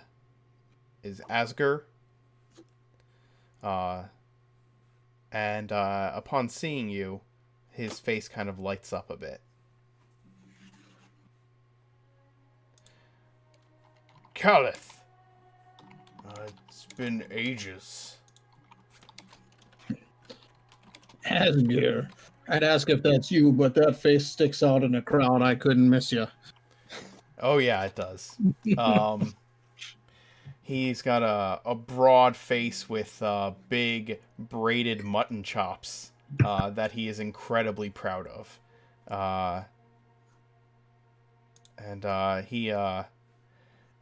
He clasps hands with you, and he points out that that axe is better than mine now. Last I saw you, you didn't carry such a weapon. Ah, yes. Isn't she a thing of beauty? He'll take it out and kind of show it to him. This is nobody's retribution. Nobody's retribution. He looks it over. A fine weapon. Did you do this? And he fingers one of the Awathan trinkets that you have hanging off of the haft of the axe. Yes, that's my handiwork. Skilled. Thank you. What have you been up to in these months? Oh, a lot of things have happened since the time in Anchor. I haven't been a caravan guard since then. Spent some time in Twiland Hill. Had some ups, some downs. Had some new companions, lost some good companions. And actually, we're just coming off a little bit of a dungeon dive up near Dragon Guard Keep. And one of our enemies got away, and we're trying to chase him down. I was hoping that I could hear any rumors of his passing. What kind of enemy do you seek? Do you have a name, a look about him? Yes, well, he's pretty unmistakable. There's a powerful undead. Goes by the name of Solivar. That is the name, right? Solivel. But Solivel. Pretty good. He strokes one of the braids as he thinks. I am glad to say that I've seen no one dead on my travels, though the roads have become quite dangerous in this part of the world.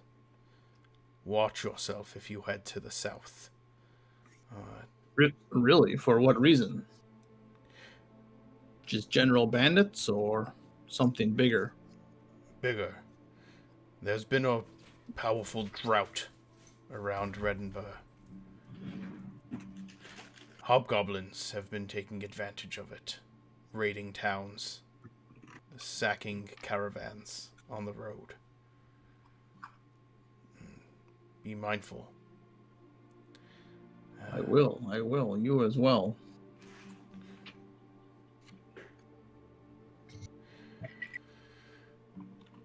If I see such a thing as this undead, well,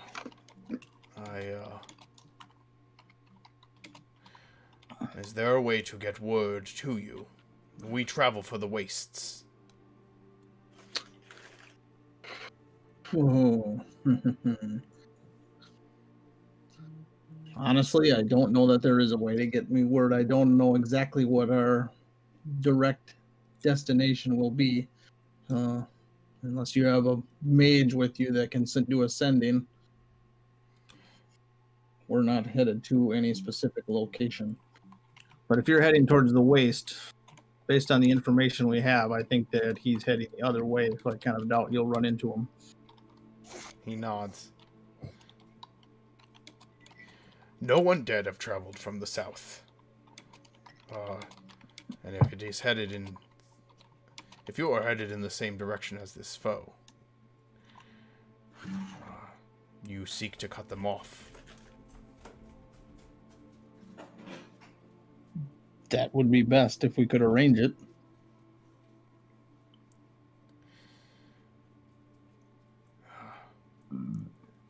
But you do not know which direction he heads. Not exactly. Unfortunately, he had a little bit of a head start on us, and as you know, the undead don't need to rest at night, so without knowing exactly where he's going, makes it hard to cut him off.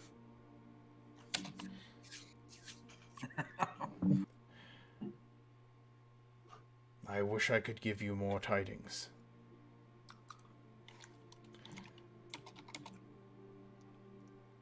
That's all right. That's all right. You can't tell me what you don't know. I appreciate the information you've given me.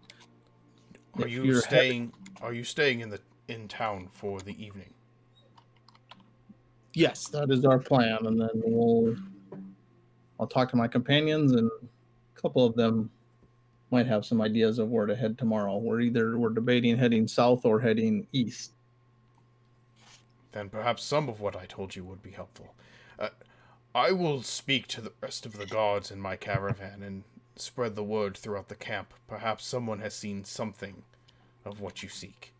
If they have, then I will come and find you. You stay at the inn. Yes, we're staying at the inn. All right. Then perhaps I will meet up with you in the morning. Or tonight for a drink. That sounds like an excellent plan. And if you are heading toward the wastes, I have heard that there's going to be a lot of poachers up in that direction as well, so keep your eye out. I will. I will indeed. I will tell you this. In the wastes, I've received a letter from one of my kin in the desert. I hear the tribes are gathering. Not mine, but yours.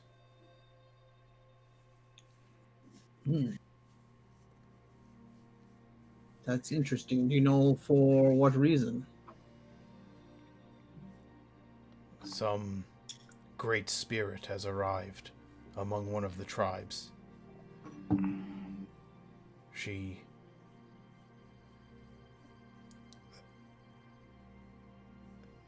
The chieftains have called to moot on the subject. I might have to send a message to my shaman. Unfortunately,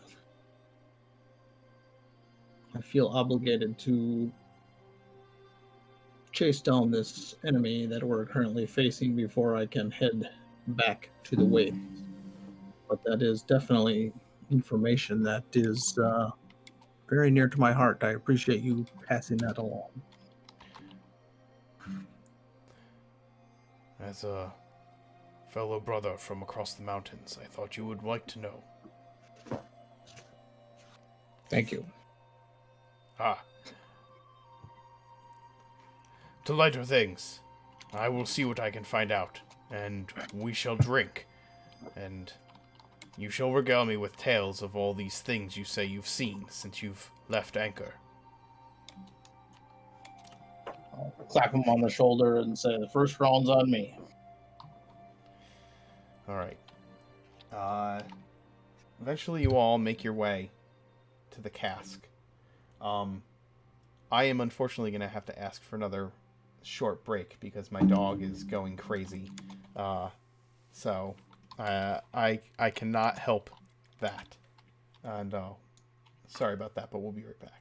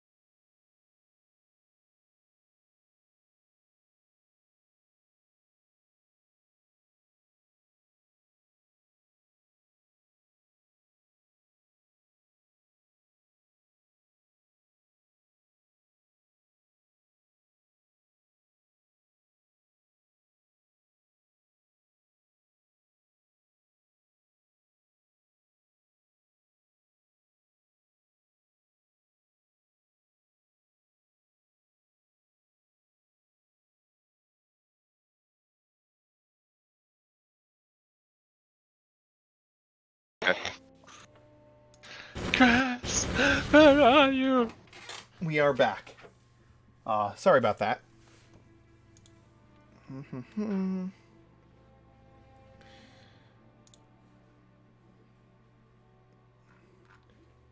I would like to remind everybody who's watching and hanging out with us that we are raising money for Extra Life's game day today. We did meet and beat our goal of hitting $1,000 for charity. We hit $1,010, but every little bit helps. If you have $1, $2, $5, and you would like to give to help Children's Miracle Network and Extra Life, we would be glad to facilitate that. So consider donating.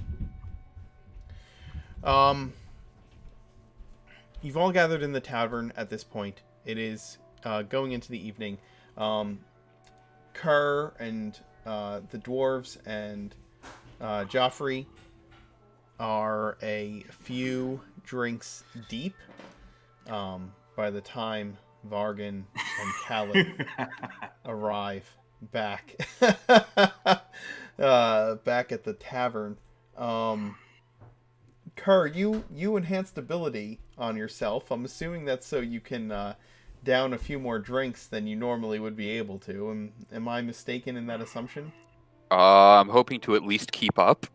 All right. Well, why don't I'm gonna say there have been 3 rounds drunk since you guys entered into the tavern, and the rest of your fellows have made their way there. So why don't Joffrey and Kerr and does Gemwin get intoxicated? Yeah. Gemwin's immune to poison. He can't be intoxicated. Resistant, maybe? No, you're immune to the Is it poison. Yeah, you're immune to the poison. You can't get intoxicated. Is that constructed resilience? Yeah, that's constructed resilience. I think that just means he can't get a hangover or like No, he can be alcohol poisoned. poisoning. He can be Yeah. poisoned, but he cannot suffer from the poisoned condition. Oh, So he it's can take advantage on poison it's damage, but he's resistant it's to that. advantage on saving throws against being poisoned and resistance to poison. Okay. Oh, Yeah, is it just immunity, I have his advantage? disease. Okay. I misunderstood that. Might be getting that Yeah, confused with the Vect. Potentially. Probably. Good. Okay. Then here's what we'll do. I hope he can get drunk. Yeah, me too. Does it depend on the individual anatomy of the workforce? Because you even eat and drink, does it just fall? Well, on they the can wall choose bottom? to. They can choose Yeah. to, because that's how they consume healing potions and stuff. You just don't need to. All right, that's a 27 on a con save. All right.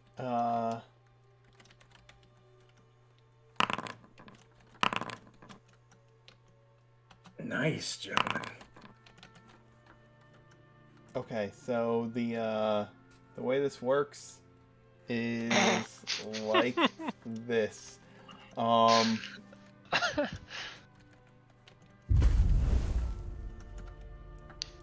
we doing one for each round? Yes, you will make a Constitution save for each drink you drink.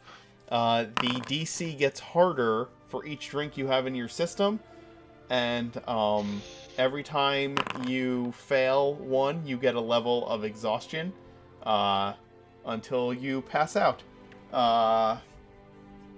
So I need to actually see this. Apparently, we got a follow because of our drinking game. The Thank you. Albert of Sarder is now a follower. We also Moirai Nix alcoholism woo. That is correct.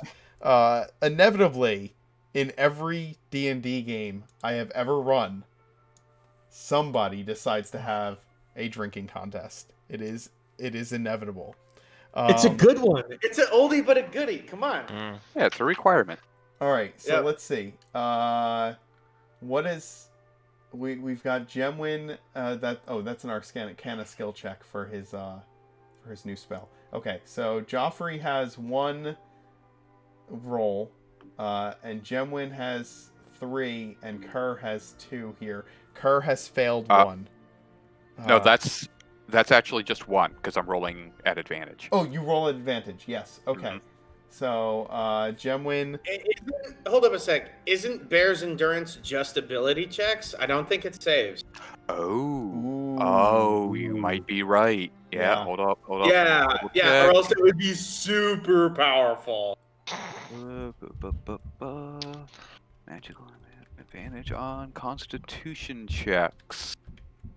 You're right. These are saves. They are saves. So yeah, that's 1 failure. That nat 20, is that bring anything, or is that just an auto success? No, that's just a success. It's not even an auto success. It's just a success. Okay.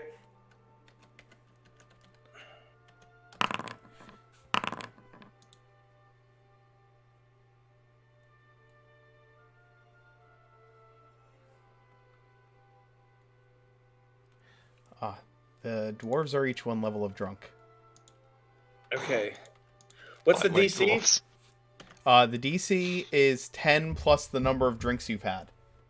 Okay, and so meat to beat? Meat to beat. Alright, I am not drunk. Well, hold on. You've rolled a 27 on your first drink, right? Yep.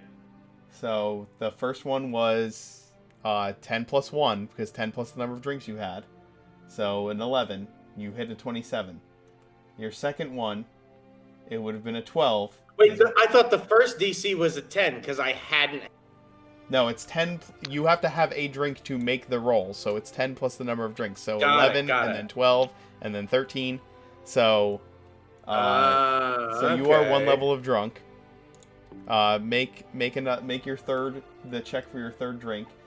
Kerr is also, what's that? A 16, a 5, and a 14. And a 14. Okay, so Kerr, you are 1 level of drunk as well. Gemwin is not. Alright, then by my count, I am 1, 2, 3, 4, 5 drinks in and 2 levels. Okay. All right, so at 5 drinks, you are 2 levels of drunk, which is basically 2 levels of exhaustion. All right, everybody else, drink. Joffrey's 2 ahead of everybody. Oh, sorry, was that also including those of us that just joined? If you would like to join, you can join. Yeah. The dwarves. Okay. The dwarves get 2 levels of drunk by drink 5. 2 more levels of drunk by drink 5. So they're both at 3? They're both at 3. Okay, quick question. When do you start making saves at disadvantage? Okay. I need. I will let you know. I have to pull that up.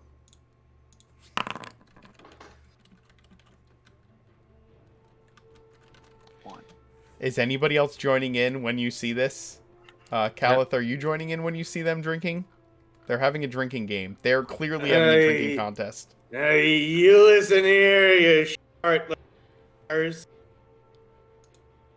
This shit's weak compared to 500. Vargan just kind of comes over, grabs the tankard, and quaffs it. Okay. Gemwin says the dwarven equivalent of Prost.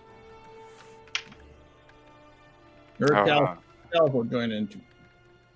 Okay. So let's see. I need to catch up to all these rolls. I'm keeping track of my own drinks and DC and all that. Okay. So yeah, I'm keeping track of mine as well. All right. So Kerr, how many have you had? I have had 5 drinks. I'm at 2 levels. Okay. At level 3, you are rolling with disadvantage. So the dwarves are rolling normal now.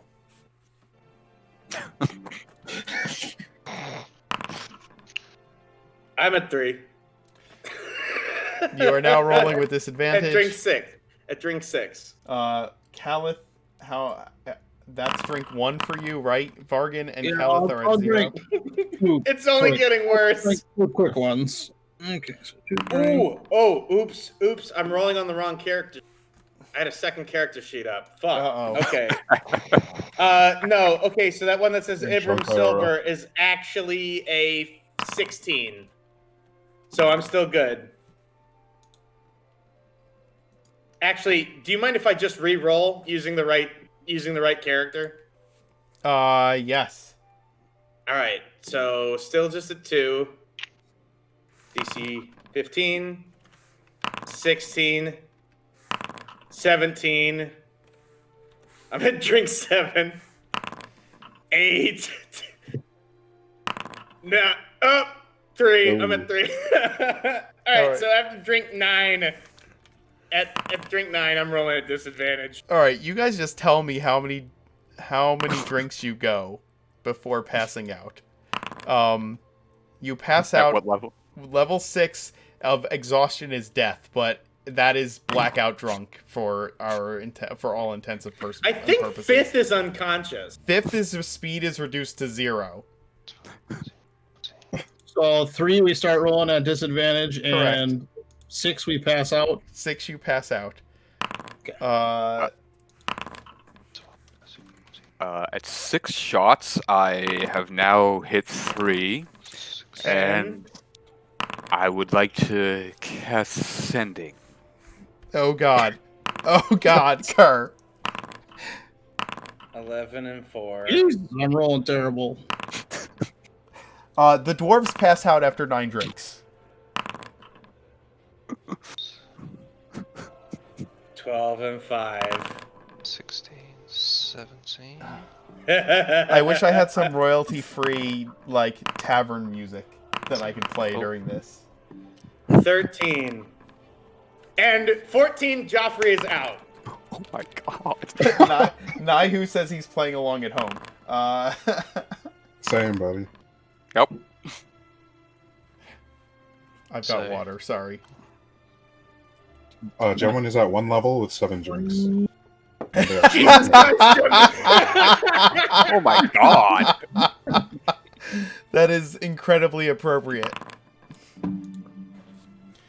Anybody anybody reach 6? And what are you sending? Oh, I'm out. Kerr? I'm unconscious at 14 drinks. At 14 drinks, you're unconscious. Okay. Yeah. 12, 13, 14, 15, Daddy. Hey, Daddy. Oh, God. Thanks for dreaming of me. I met some wonderful people. We're getting really strong. Yeah. You said disadvantage at 3, right? Yes, once you hit 3, you're at disadvantage. Okay. And Daddy. Calith also passes out on his 14th. Sorry, Kerr. That's okay. And Daddy, I can't wait to see you again, because I'm gonna kill ya. One save. We're like really strong and really drunk. Hi, Daddy. Is that 25 words yet? I have no idea. I didn't count. So I need 22 or more. Disadvantage. Nope. And with that, I take another shot. Next. Wait, how many drinks is everybody at? 7 for Gemwin. And I'm at level 4. Oh, God. Alright, you're at level 4 at 7 drinks. Vargan's at 13. And how deeply drunk are you? 4 levels of exhaustion. Okay. And Gemwin, did you stop at 7? Before passing out, after the dwarves pass out, I their. You what? You scoop up their coins? Yeah, weak ass bitches. Oh God. Nope. That's 5, and then can you go for 15?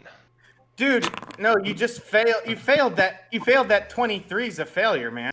Huh? Yeah, I know. I marked it down, but I've still got 1 more level to go. And then you would have failed the next one. Yeah, I did. So how many So then drinks? you're at 6. How many drinks do you pass out at? I pass out on the 15th drink. On the at the 15th with the 15th drink. Okay, you get one further than Joffrey, which I'm pretty sure was all you cared about. No, Out it of was just like, character. oh, everyone's drinking as much as they can. Okay, let's go. Also, were you That's rolling how a it went. disadvantage for those after the Yes, third one? towards. Yes. Yeah, that's what. His that's why he was Constitution rolling save is twice. +8, dude. Mine's +7. That don't mean shit. Khaled, how drunk Mine's did you plus get? 9. I had 4. I passed out on the 14th. Okay. Gemwin's just gonna be. Is everybody passed? Gemwin's gonna drink this place into bankruptcy. No, Gemwin stopped after getting 1 level of drunk after drinking 7 drinks. Yeah, this is new to them. What about Kerr? I'm waiting to see if there's going to be a reply before I drink anymore. Jen wins the Legolas. I think I feel a tingle in my finger. Yeah. Yes, yeah. Foolish boy. It's okay if I argue with I.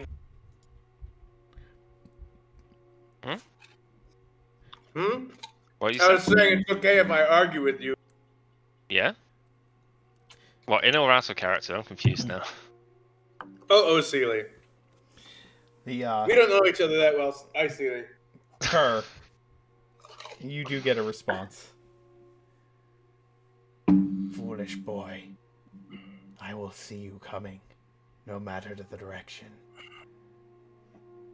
I will take you out of this world as easily as I brought you into it.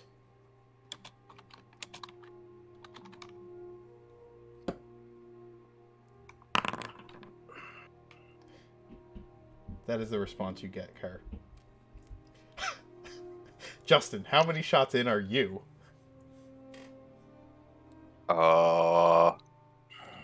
That's fine. I don't know. Not enough? Not enough. We were both at 7 and you had 4, I think. So is that 8? Just now? 6. I just. I was just asking had my Justin as opposed to Kerr. Oh.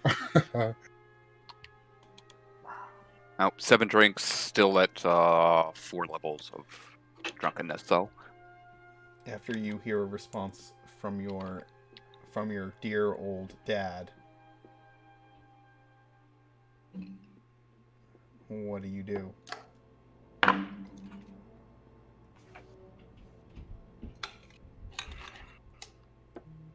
I'll send one more.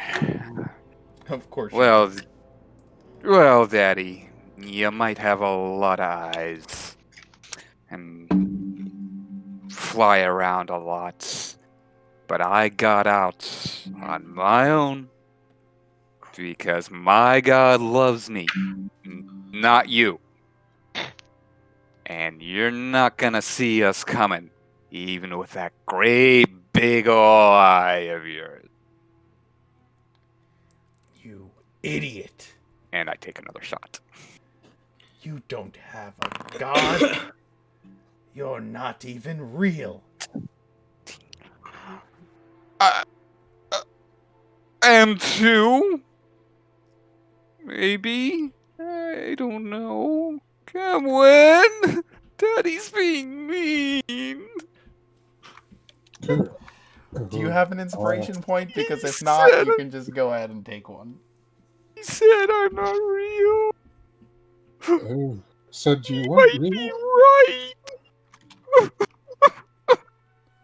right. German starts crying as well. No, you're real, Kurt. No, I'm just a dream. You're material. I could poke you right now and prove that. German pokes Kurt. Yeah. Material, see? Don't get it. No, I take another drink. And you're 5 levels of drunk. At drink number 6. Or number 8. Drink number 8. You don't get it, sir. I came out of a dream. I'm not actually real. That could be any of us, really. I think. I could be a dream as well. I think. Oh, it's none of it real. Kerr passes out. And I'm out. Gemwin, you're the only one awake. There are 2 dwarves.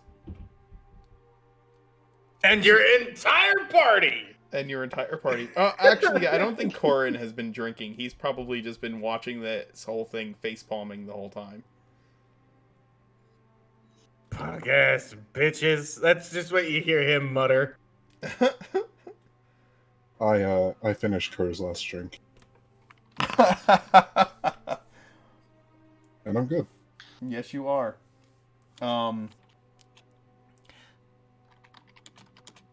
Gemwin is still weeping, but is also smiling ear to ear now.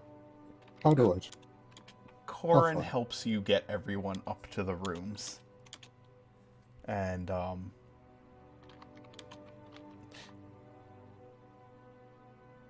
he shakes his head and says, I don't know how we're supposed to get anywhere with this bunch. We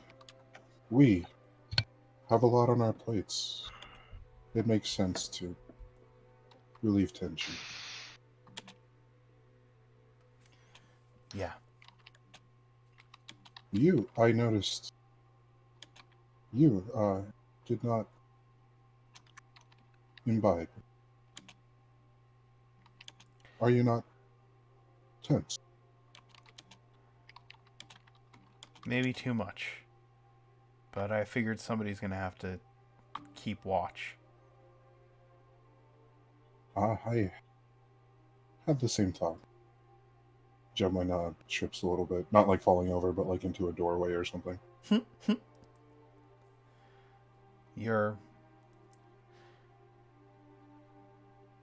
not entirely...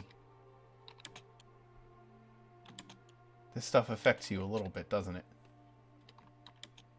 To a degree. It takes a lot more. But it does. It's curious, isn't it? That I should be affected the same way at all. I don't really know how you work, so I don't really know. Yes, neither do I entirely.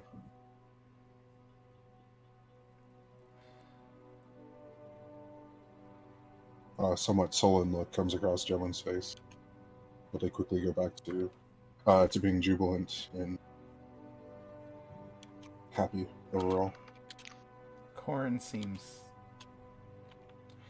returns your smile when one breaks on your face.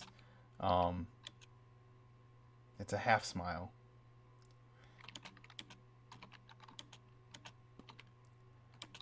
And then it goes back to sullen too. I think things are gonna keep getting bad. At least for now.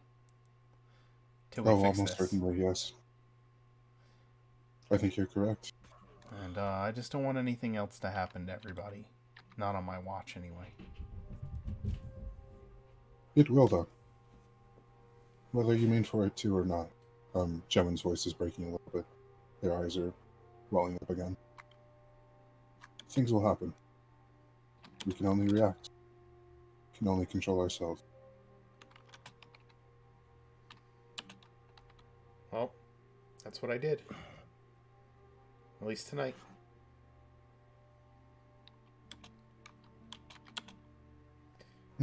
Maybe next time it'll be me. Seeing the bottom of the bottle.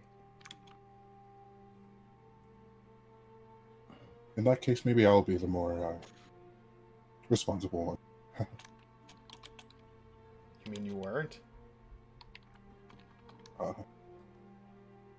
By my standard, no. That's the first time I've done that. Even at home, I never. Well, you seem to handle it better than some I've seen more practiced at it. And he kind of taps Calith's boot with one foot when he says that. That did surprise me. Caliph. He seems of the more constitute type. More so I thought than myself even.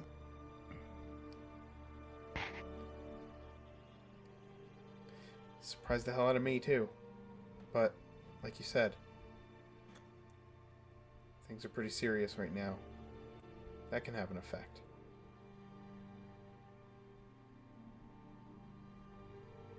Gemwin loses their train of thought and kind of loses focus on the conversation, thinking about Ekmedenacy, thinking about the potential that Ekmedenacy's departure is part of the reason that everyone in this mood, I guess. They just kind of stare off for a while.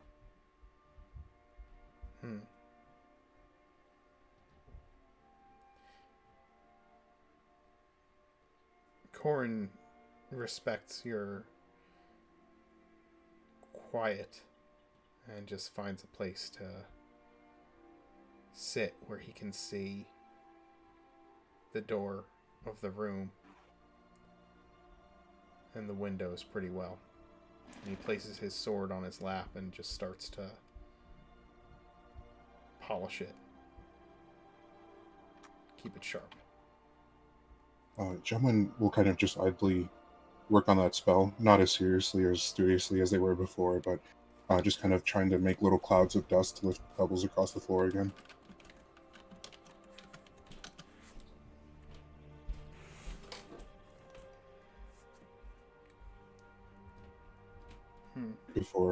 Before kind of idly going into sentry mode after a few hours, trying to get some actual rest. Okay. The next morning, you all kind of awaken at various times, with various degrees of hangover.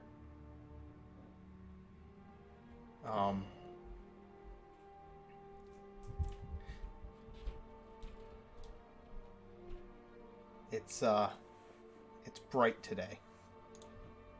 The sun is coming through the window, glaringly so.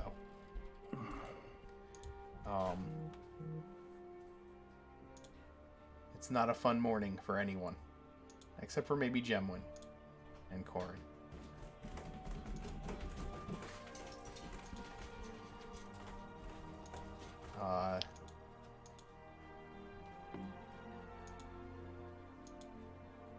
Steam has blown off a little bit. And I know there's some spells that you wanted to cast, but it's early.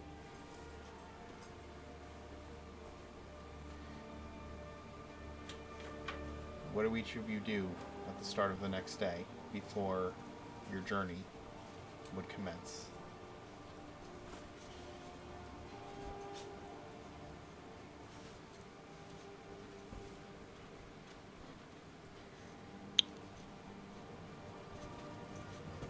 Oh, bloody hell, guys. How much did I drink last night? Are you making fun of me? What? No, I'm not. I think you're making fun of me. Hey, why would I be making fun of you? Ah, me head. Oh. You did this to me. Oh, shh. Not so quiet, lad. Quieter.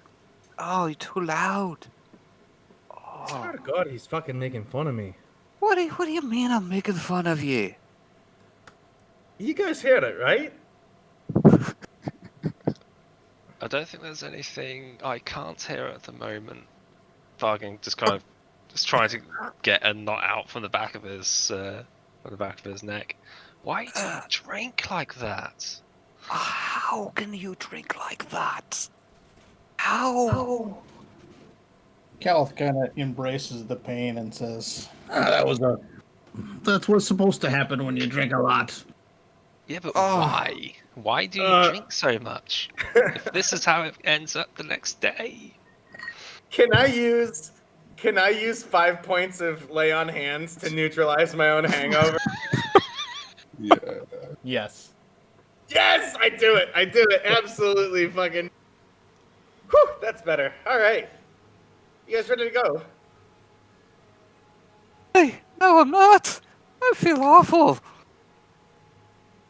How do you get rid of this? Am I gonna feel like this all for the rest of my life?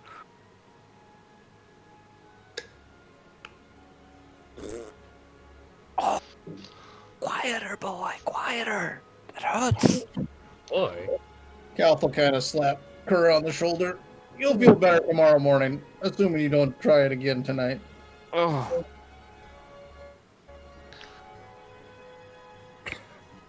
So what are we doing Gentlemen. today? Gemwinot comes in with a few steins of water. Good morning, everyone. We have a long day of travel ahead of us. We'll need to prepare. Nice rare venison steak being good about now. Bargain thanks the Warforge for the water and gulps it down. Yeah, I'll go ahead and cure everyone else's hang on. Except Calith, because he seems to be enjoying his. The fucking weirdo.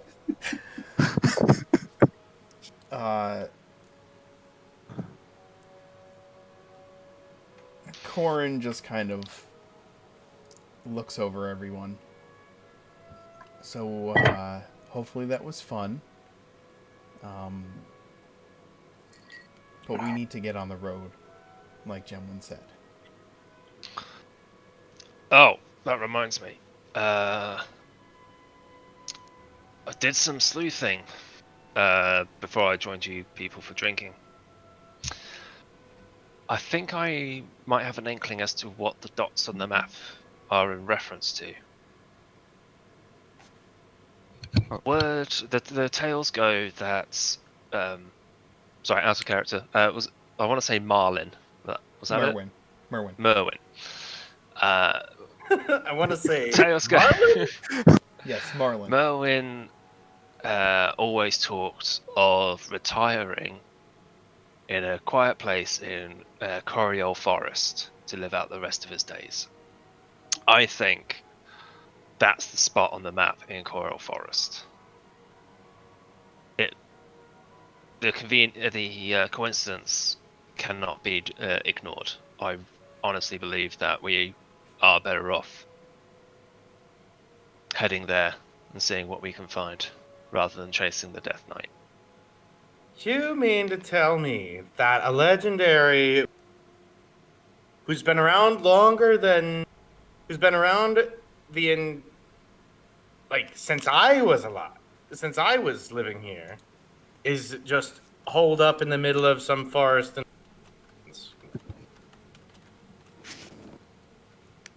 All I know is that the stories are saying that he always wanted to live peacefully in Coriol Forest, and here we have a map with his mark on it, and one of the dots in relation to stopping the Death Knight is in Coriol Forest.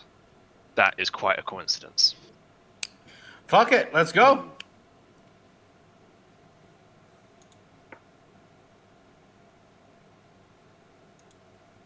So, really, unless anyone has a better idea or any more information.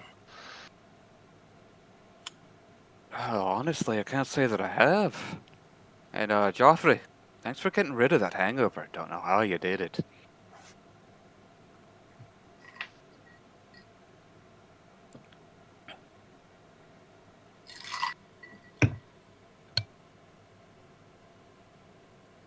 Oh, Gemwin?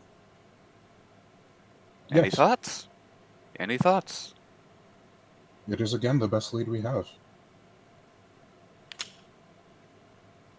I agree. He's gonna call over Silvano and hop on and offer Kerr a ride as well. I talked to some caravan guards that I'm familiar with from my past, and sounds like there's a lot of hobgoblin raids going on the road to the south, so just be on the lookout for that. Could that have been the bad feeling that you were getting? Very well could have been. Hey, that makes sense. Hmm.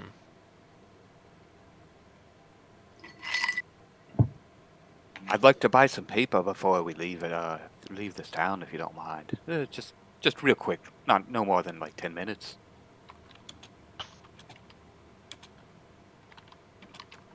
Out of character, Mark.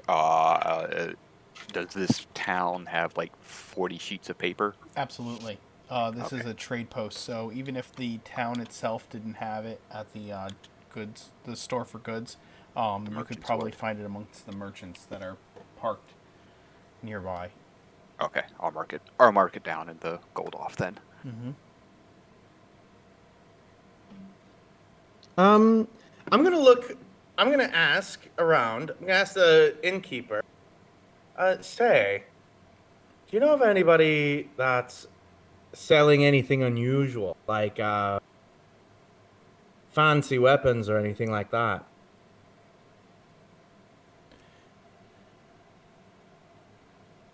The innkeeper tells you that things like that are hard to come by, but if you go walk amongst the caravans that travel through here, sometimes you can find those that deal in such things.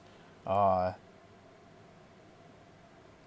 again, they're usually pretty guarded about what they carry, because such things are rare and valuable. Ah, I understand. Are there any caravans about? All the time. Is there? Can I find one? Yeah, there's an entire... In fact, Calith can take you to where they are. He was over there the day before. I'm gonna buy a full wineskin to give to Asgur if I can find him, since I passed out before we could have a drink together last night. Sure. And then see if he found any more information out, and then just say goodbye and thanks for the info. Okay. Vargan will tag along to the people going to the caravans. Gemma will as well. Okay. Yeah, I think we're all going. As you head to the caravans,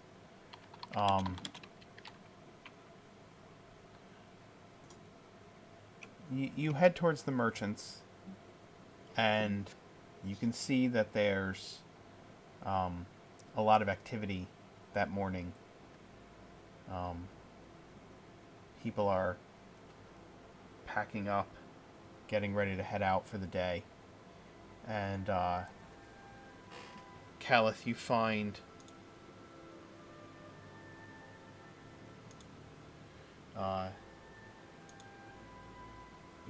your old friend fairly easily. I gotta find where I wrote down his damn name. Asgur. Asgur. Well, I wrote it down as Azgur, but yeah, that's good. Asgur. You find your friend Asgur.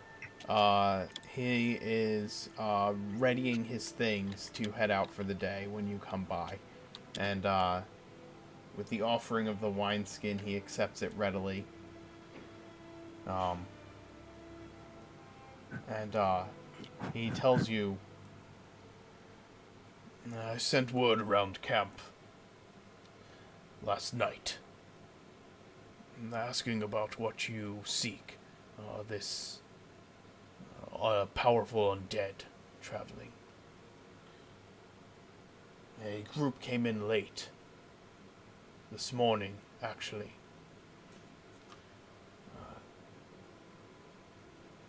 They said they came from the river. At least the direction of the river. But last night, They pushed through the night because they saw things dig their way up from the ground. I do not know if this is what you seek, but they said they were dark things, unnerving, and they sought to get as far away from them as they could. Some of them, Sorry. Which river? Vidrin, Okay. by the bend.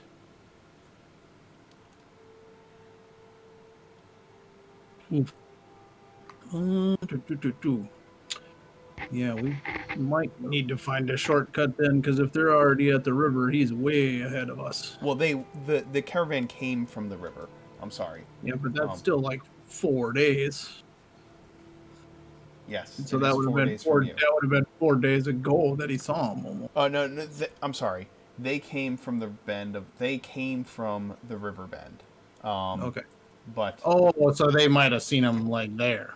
yes. Yeah, I got it. Yes, They didn't yes. necessarily see the things by the river. So That's where we have a Death Knight sighting, is what you're saying? They we have an undead sighting. Got it. Unverified undead. Questionably kosher. Unverified Undead. That's a band name. I'm taking it.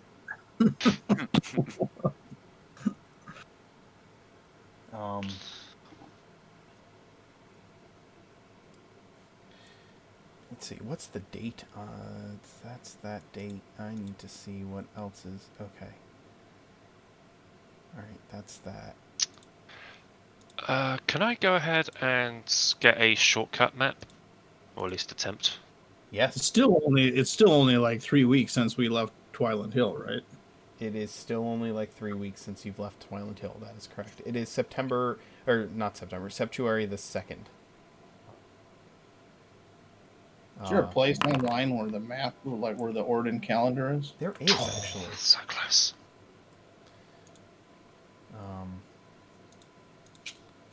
Although I need to fix it slightly, there is, in fact, a place online with the calendar. Is it not on the Discord anymore? You see it. Hey, I don't want to. As much as I love this campaign and playing, time check real quick. It is 11 o'clock p.m. Eastern Time. So, do you guys? Right. I didn't know if. Are we playing longer tonight? I'm all for it. I just wanted to know. Look, we started a little late, but I was going to start wrapping it up here, because it is 11, and just kind of wanted to see what your direction would be. Get you whatever information you were going to... Give you the opportunity to cast what spells and gather what information you were going to gather, and once you were decided on a direction that you were headed in, I was going to round it out with that being the end of the episode. This has been a bit of a information gathering adventure tonight, and a little blowing off steam. Roleplay. Yeah. It was awesome. Lots of roleplay. Yeah. Hell yeah, it was so good. I enjoyed it. So, you can try for your shortcut map. You rolled a 13, so you didn't get one. Unfortunately not. Yeah. So close. Kerr, did you want to cast your spells again? Yeah, let's try scrying on one of his minions' race, I guess. Okay. And if Gemwin would help with a image of him. Would you? Okay, that's fine. Yeah, I'll allow that. I will relate to the party about the unverified undead. Assuming they weren't around for the conversation. Thanks for the new cheer, Perceptic. That's awesome. And for the follow. Let's see. Where's my white? I'm sorry, Brad. What did you say, Caliph? Oh, I just said that Caliph would have, if the party was not around to hear my conversation with Asgur, I would have relayed the information about the undead to them. Yeah, I think they all followed you over to the caravans, and that Yeah. Joffrey was looking for someone to buy some goods from. And let me roll this wisdom save. Oh, I'm also gonna drag Corin along. If that's cool. Sure. His ass needs a magic greatsword. God damn it. Desperate for a magic weapon. Yeah.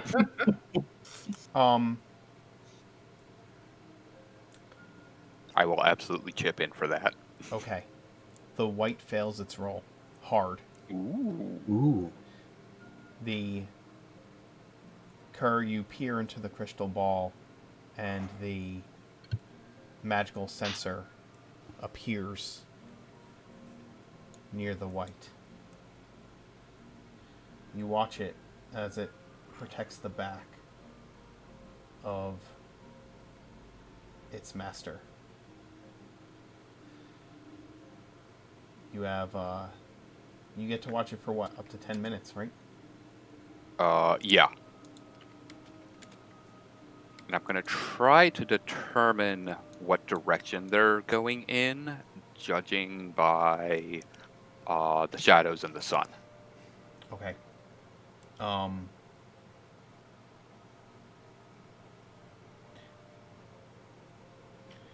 They are traveling within the shadows of the forest when you see them. The sun, judging by the sun, the shadows that are being cast in this forest, they are moving northeastward.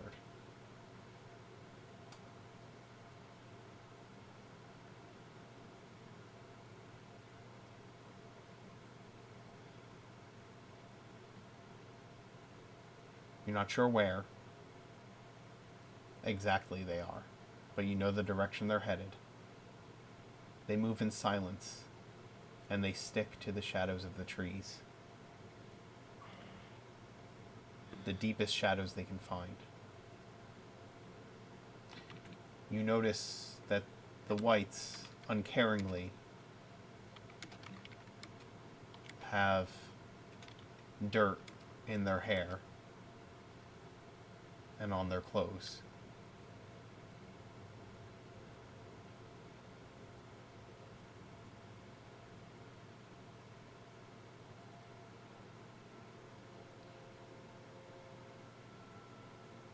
You follow them for 10 minutes or so of just silent marching in the shadows.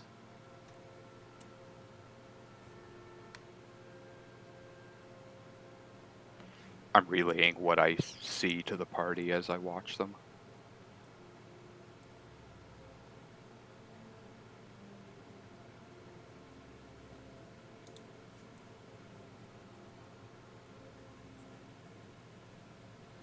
Oh, so was there? Sorry. What indication of the wood was it? I mean, or is it just a wood? They're in a very wood. deep forest. The trees in this forest are huge. Like Ancient. ancient. Yes. Yes. Okay. And that coincides with the sizing of the bend in the river. Along Okay. with northeast, yeah. Not hard to put two and two together. I mean, if they're moving at a constant pace, that means for every day of travel that you travel, if they're not sleeping, if they're just continuing to move, then for every 1 day of travel you have, that's 2 days for them.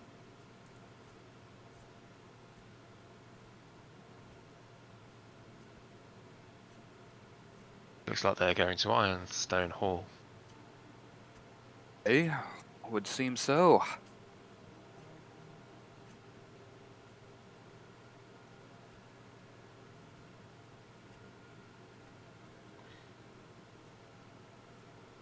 Do you still want to be heading to Corio Forest? We'll never catch them. They don't have to sleep. They can just keep going. We have to rest. That's a good point, Joffrey. Yeah. I Even swear with- to God, he's making fun of me. I'm not making fun it of up. you. How am I making fun of you, Joffrey? It's happening right now. What? What am I doing? You know what you're doing. You I'm wee not doing lizard. anything. I swear it. I throw my hands up in defeat. They do say imitation is the greatest form of flattery. Thank you, Vargan. I appreciate it. I look You're at very Vargan. welcome. I hate. Oh my God. Gemwin tries to do that and that just fucked it up. Fuck you, and fuck you too.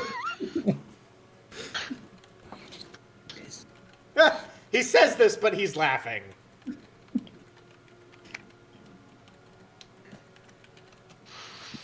I swear to God, Joffrey, I have no idea what I mean. What you mean? Rolling to attack. Well, Vargan tries to sort of intervene and be helpful. It seems like your accent has gone under a transformation since last night. Vargan, what do you mean? I'm The talking like accent same is as the I way always that you have. speak. This is our way we've always speak. How to explain this? It would appear as though the way that you're speaking now more resembles our friend here rather than the way that you were speaking before when I originally met you. But Vargan, you don't get it. This is how we've always spoken. Now he sounds like an old Hasidic We? Jew. But Vargan, you don't understand. Vargan sort of like looks at him actually, in the- carefully and asks, "We?" Out of character. In the very middle of that sentence, I go from the Dorvish brogue into a female voice starts coming out of Kerr's mouth. I personally cannot do it, but I try. Yeah. Okay. The affect is there. You did pretty well outside before you went in the inn. Yeah, well, I'm a little bit drunk now, so. This is how Vargan we- looks at the others.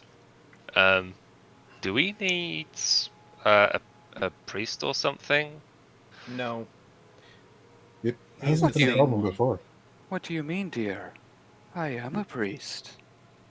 A priest that doesn't have multiple voices and refer to themselves in the third person? The collective. Come now, we only have one voice. And which voice would that be? The voice of Kerr, of course. And who or what is Kerr? We. are Vargan has Kerr. gone from being like quite kind of concerned to actually like academically interested in what's going on right now. You see the change in like his body language and everything. As this conversation goes on, you just Joffrey like grow more and more uncomfortable. We are all Kerr, Big Blue. I see. Even if Kerr, think of Caliph. he had his chance, he blew it. I didn't know you were such a slut, Kerr. Don't judge me. I just call it like I see it.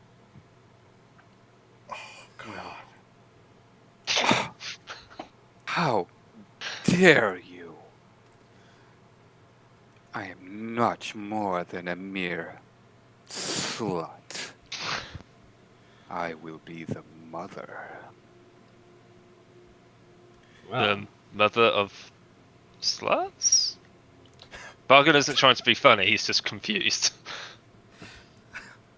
Come now, Blue. Do not be crass. Forgive me, I am just trying to clarify what it is that you're saying. We have said all we will say for now. Doing Joffrey a heckin' concern. Joffrey and Joffrey and Silvaro just each other in the back of the car. And I look back at my plant. Snaps, did you hear what they called me? Such rudeness. Kerr is currently talking to a snapdragon that is strapped to his backpack. Sorry if I did not mention that before. That's my bad. Vargan just just brings out his little journal and starts muttering to himself, fascinating, as he starts like scribbling down some notes. Kerr is in fact wearing armor made out of spoons and a cast iron stove. Skillet. Skillet for a shield. Yes. And his spear is like some utensil strapped to a stick. And he is wearing household objects for his armor.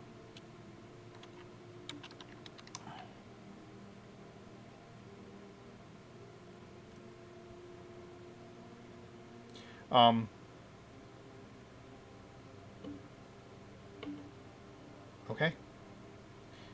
So, shall we head out? Do we need to do anything else here? We're heading to the south. Did we have any with the caravan? Finding magic. Wasn't Ack and Corin gonna shop, or should we do that out of character? I mean, yeah, we can do off that. screen. We can do that off screen. There's no reason to do that on screen. You can tell me what you're looking for, and I'll let you know if you find it. Vargan will ask the group as to whether or not they think it might be an idea to act as escorts to one of the caravans heading south because of all the hobgoblins. Not only will they have the extra protection of the caravan, but also they themselves, a symbiotic relationship between them and the caravan. That might be a good idea. It depends on how speedy we want to be. Given enough time, I may be able to make the journey faster, although I can't promise anything, but I'll do my best.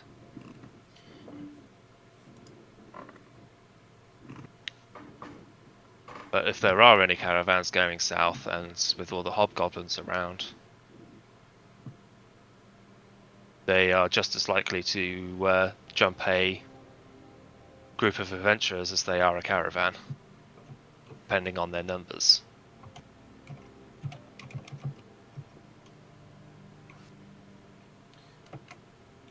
Well,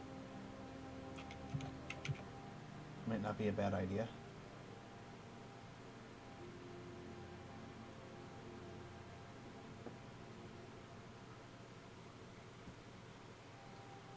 yeah, as long as it doesn't slow us down, should be fine. We won't be able to move as fast, but I don't think an extra day or two will make that much difference. Yeah, I guess we are. I mean, if we're going south and we know the knight's going north, we're not exactly We're not as pressed for time, no. right. Yes, good point. But we will still be impeding his progress. And that is what's important. Chairman nods curtly. We hope so. Anyway. Worst case scenario, each of the points on the map are in reference to a single way rather than a collective way of getting to the vault. Oh, That's his worst case scenario. I suppose we shall find out then. So we go from one dungeon into another. Well, we know that potentially the book is not in Coral Forest itself, but the answer does. All right. Well, then let's find an appropriate caravan and start heading. And why don't we end it there? We'll pick up with you on the road next time. Oh my fucking god. What's that? It just drives me insane that we're going to the place that Felix knows about. Yeah. Not Which, only for that, the uninitiated, was my last character. not only that, but that's where the Tuesday group decided to go on Tuesday. Oh shit! Oh, Let's kill Oh them! shit! Let's kill them all! No. No. Been there, done that. Nope. Oh, wow.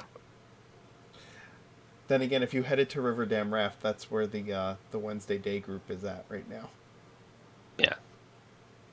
Oh, wow. Sorry, So Tuesday, no matter what way you didn't look, keep bumping into you. yeah, like no matter which way you look at it, like There's somebody in every cardinal direction. yeah, Yeah.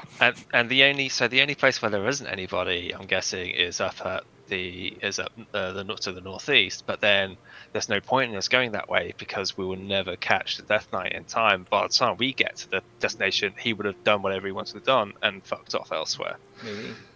Oh, and there is a Well, group up in the northeast as well. It's better to go after a there's- stationary target, obviously. There are 6 games, man. There are player characters all over this map. All right, Kill guys. them all! Normally we do. I'm gonna ask you do. I'm gonna go through the list and do one favorite moment for your character and one favorite moment for another character at the table, and try to hit somebody that hasn't been hit yet. This way we can just kind of like go through quick. Cause Can I go first then? I'll be honest, I am tired. Yeah, go ahead. Okay, favorite moment for another character. I'm going to steal this because I know it's probably going to be everyone's. When Kerr started crying when he was drunk, and there's like having an existential crisis of some description. Absolutely. And with the barbarian trying to console him, and obviously misunderstanding, but further reinforcing the whole like existential crisis and about reality and such. Not barbarian. It was our mage. It was mage. Sorry, my bad. And as for yourself? favorite movement for myself,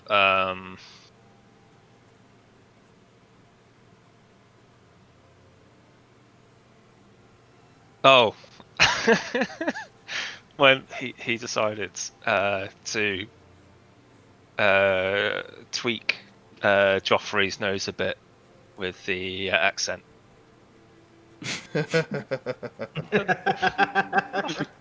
That was beautiful, dude. Yes, it was. Definitely. Oh, very, very, very good, yeah. That's how we know you two are friends. Oh, God. Yeah, definitely. Marcus, your favorite Gemwin moment, and then your favorite moment for one other. And try to Yeah, pick I somebody really- other than Carr. Okay, yeah. I really like the conversation with Corin. His intent to like protect everyone. Gemwin's belief that you kind of can't. You just kind of have to do what you can. That feels like that came from what happened with Cricket a little bit. Yeah, precisely. Gemwin is a year, 2 years old at this point, and that's already like been heavily ingrained. So Yeah. that felt big. Other character, I liked Callus' moment with Nazgul. No, not Nazgul. Osgar. It's like it was like one of those moments where you kind of find out that your friend has like other groups of friends that they know, and it's kind of like from the outside looking in, learning more about their life. Mm-hmm. We haven't had a chance to do as much of that, or see as much of that, so that was particularly nice. I thought Sweet. to see somebody else that like got the region that or understood the practices and beliefs of the region that Galth is from. To the point that I thought they were a Wathan, but they are not, from what I understand. Yeah, they're half orc from an orc tribe. Is what I was trying to imply, anyway.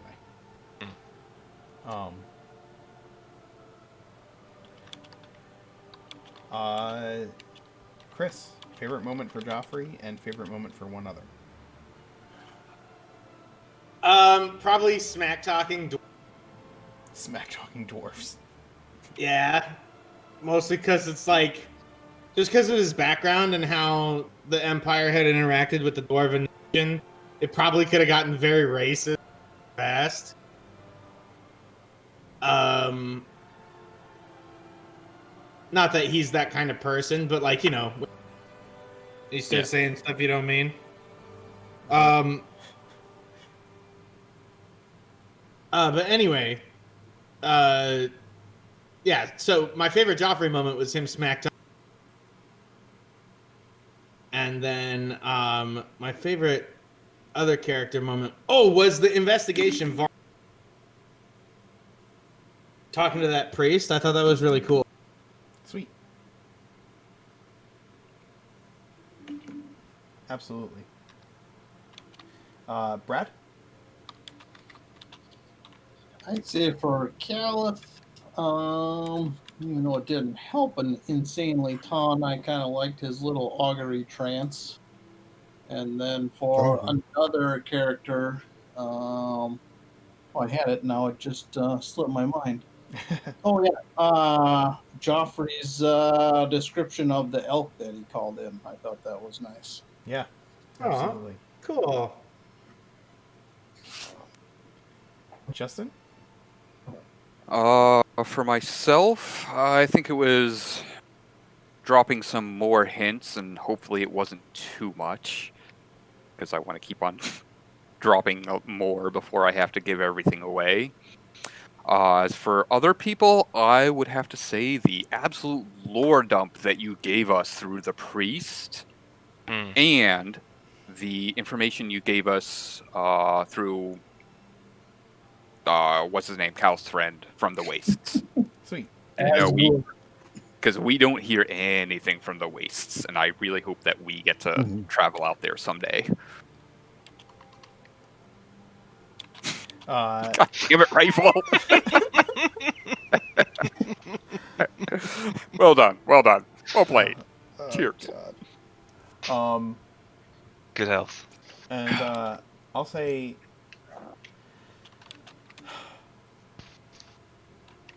I honestly think that my favorite moment for me was I'm going to echo the conversation of being Corin and talking with Gemwin.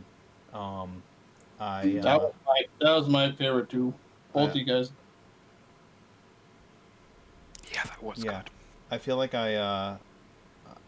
again, whenever I NPC a character that was or is a player character, I try to get a grasp for the nature of that character, and I felt like I kind of had Corin in that moment, so that felt. Oh, you nailed him. Yeah, that is very true. And there were good character moments for everyone tonight. I really just appreciated that you guys weren't sure what direction to go in, and so you kept looking for ways to get more information and were creative about it. Like you engaged with what was in front of you, but you also found asked questions and kind of created opportunities to find out more information, and I really enjoyed that. all around, between Vargan using the map to maybe be like, hey, where can we get to this grimoire before they do? That gave me an opportunity to like throw some lore and information at you, and Gemwin interacting with the dwarves, and Joffrey calling forth the elk, and then I enjoyed his interaction with the dwarves too, actually, and Calith just using augury and then being like, hey, are there caravans that we can go talk to, and then Kerr, between the sending and the scrying and the communing, like just trying to find every way to get as much information in there as possible. So today was a kind of a laid back role playing information gathering session, but there's been a lot of heavy like dungeon crawly things going on and lots of combat, and this was a little bit more of a cathartic session that was kind of enjoyable. Extra shout out to Justin for taking shots in real life along with the drinking game. Yeah. I think I'm at like 7 or 8 right now, but it's only Fireball, so no big deal. Oh my gosh. All right, guys. Well, thanks for playing tonight. I hope you had fun. I enjoyed myself. We had the charity stream today, and that was pretty heavy lifting with the amount of combat that happened. So it was this was a nice change of pace. But we'll see you next week for the Road to Nowhere, and we'll see what happens on the road next time. I don't think things are going to continue to stay quite as Hot Springs session as today was. We'll see you then. Bye. Bye. We're gonna raid. Stick Yes, we around. are.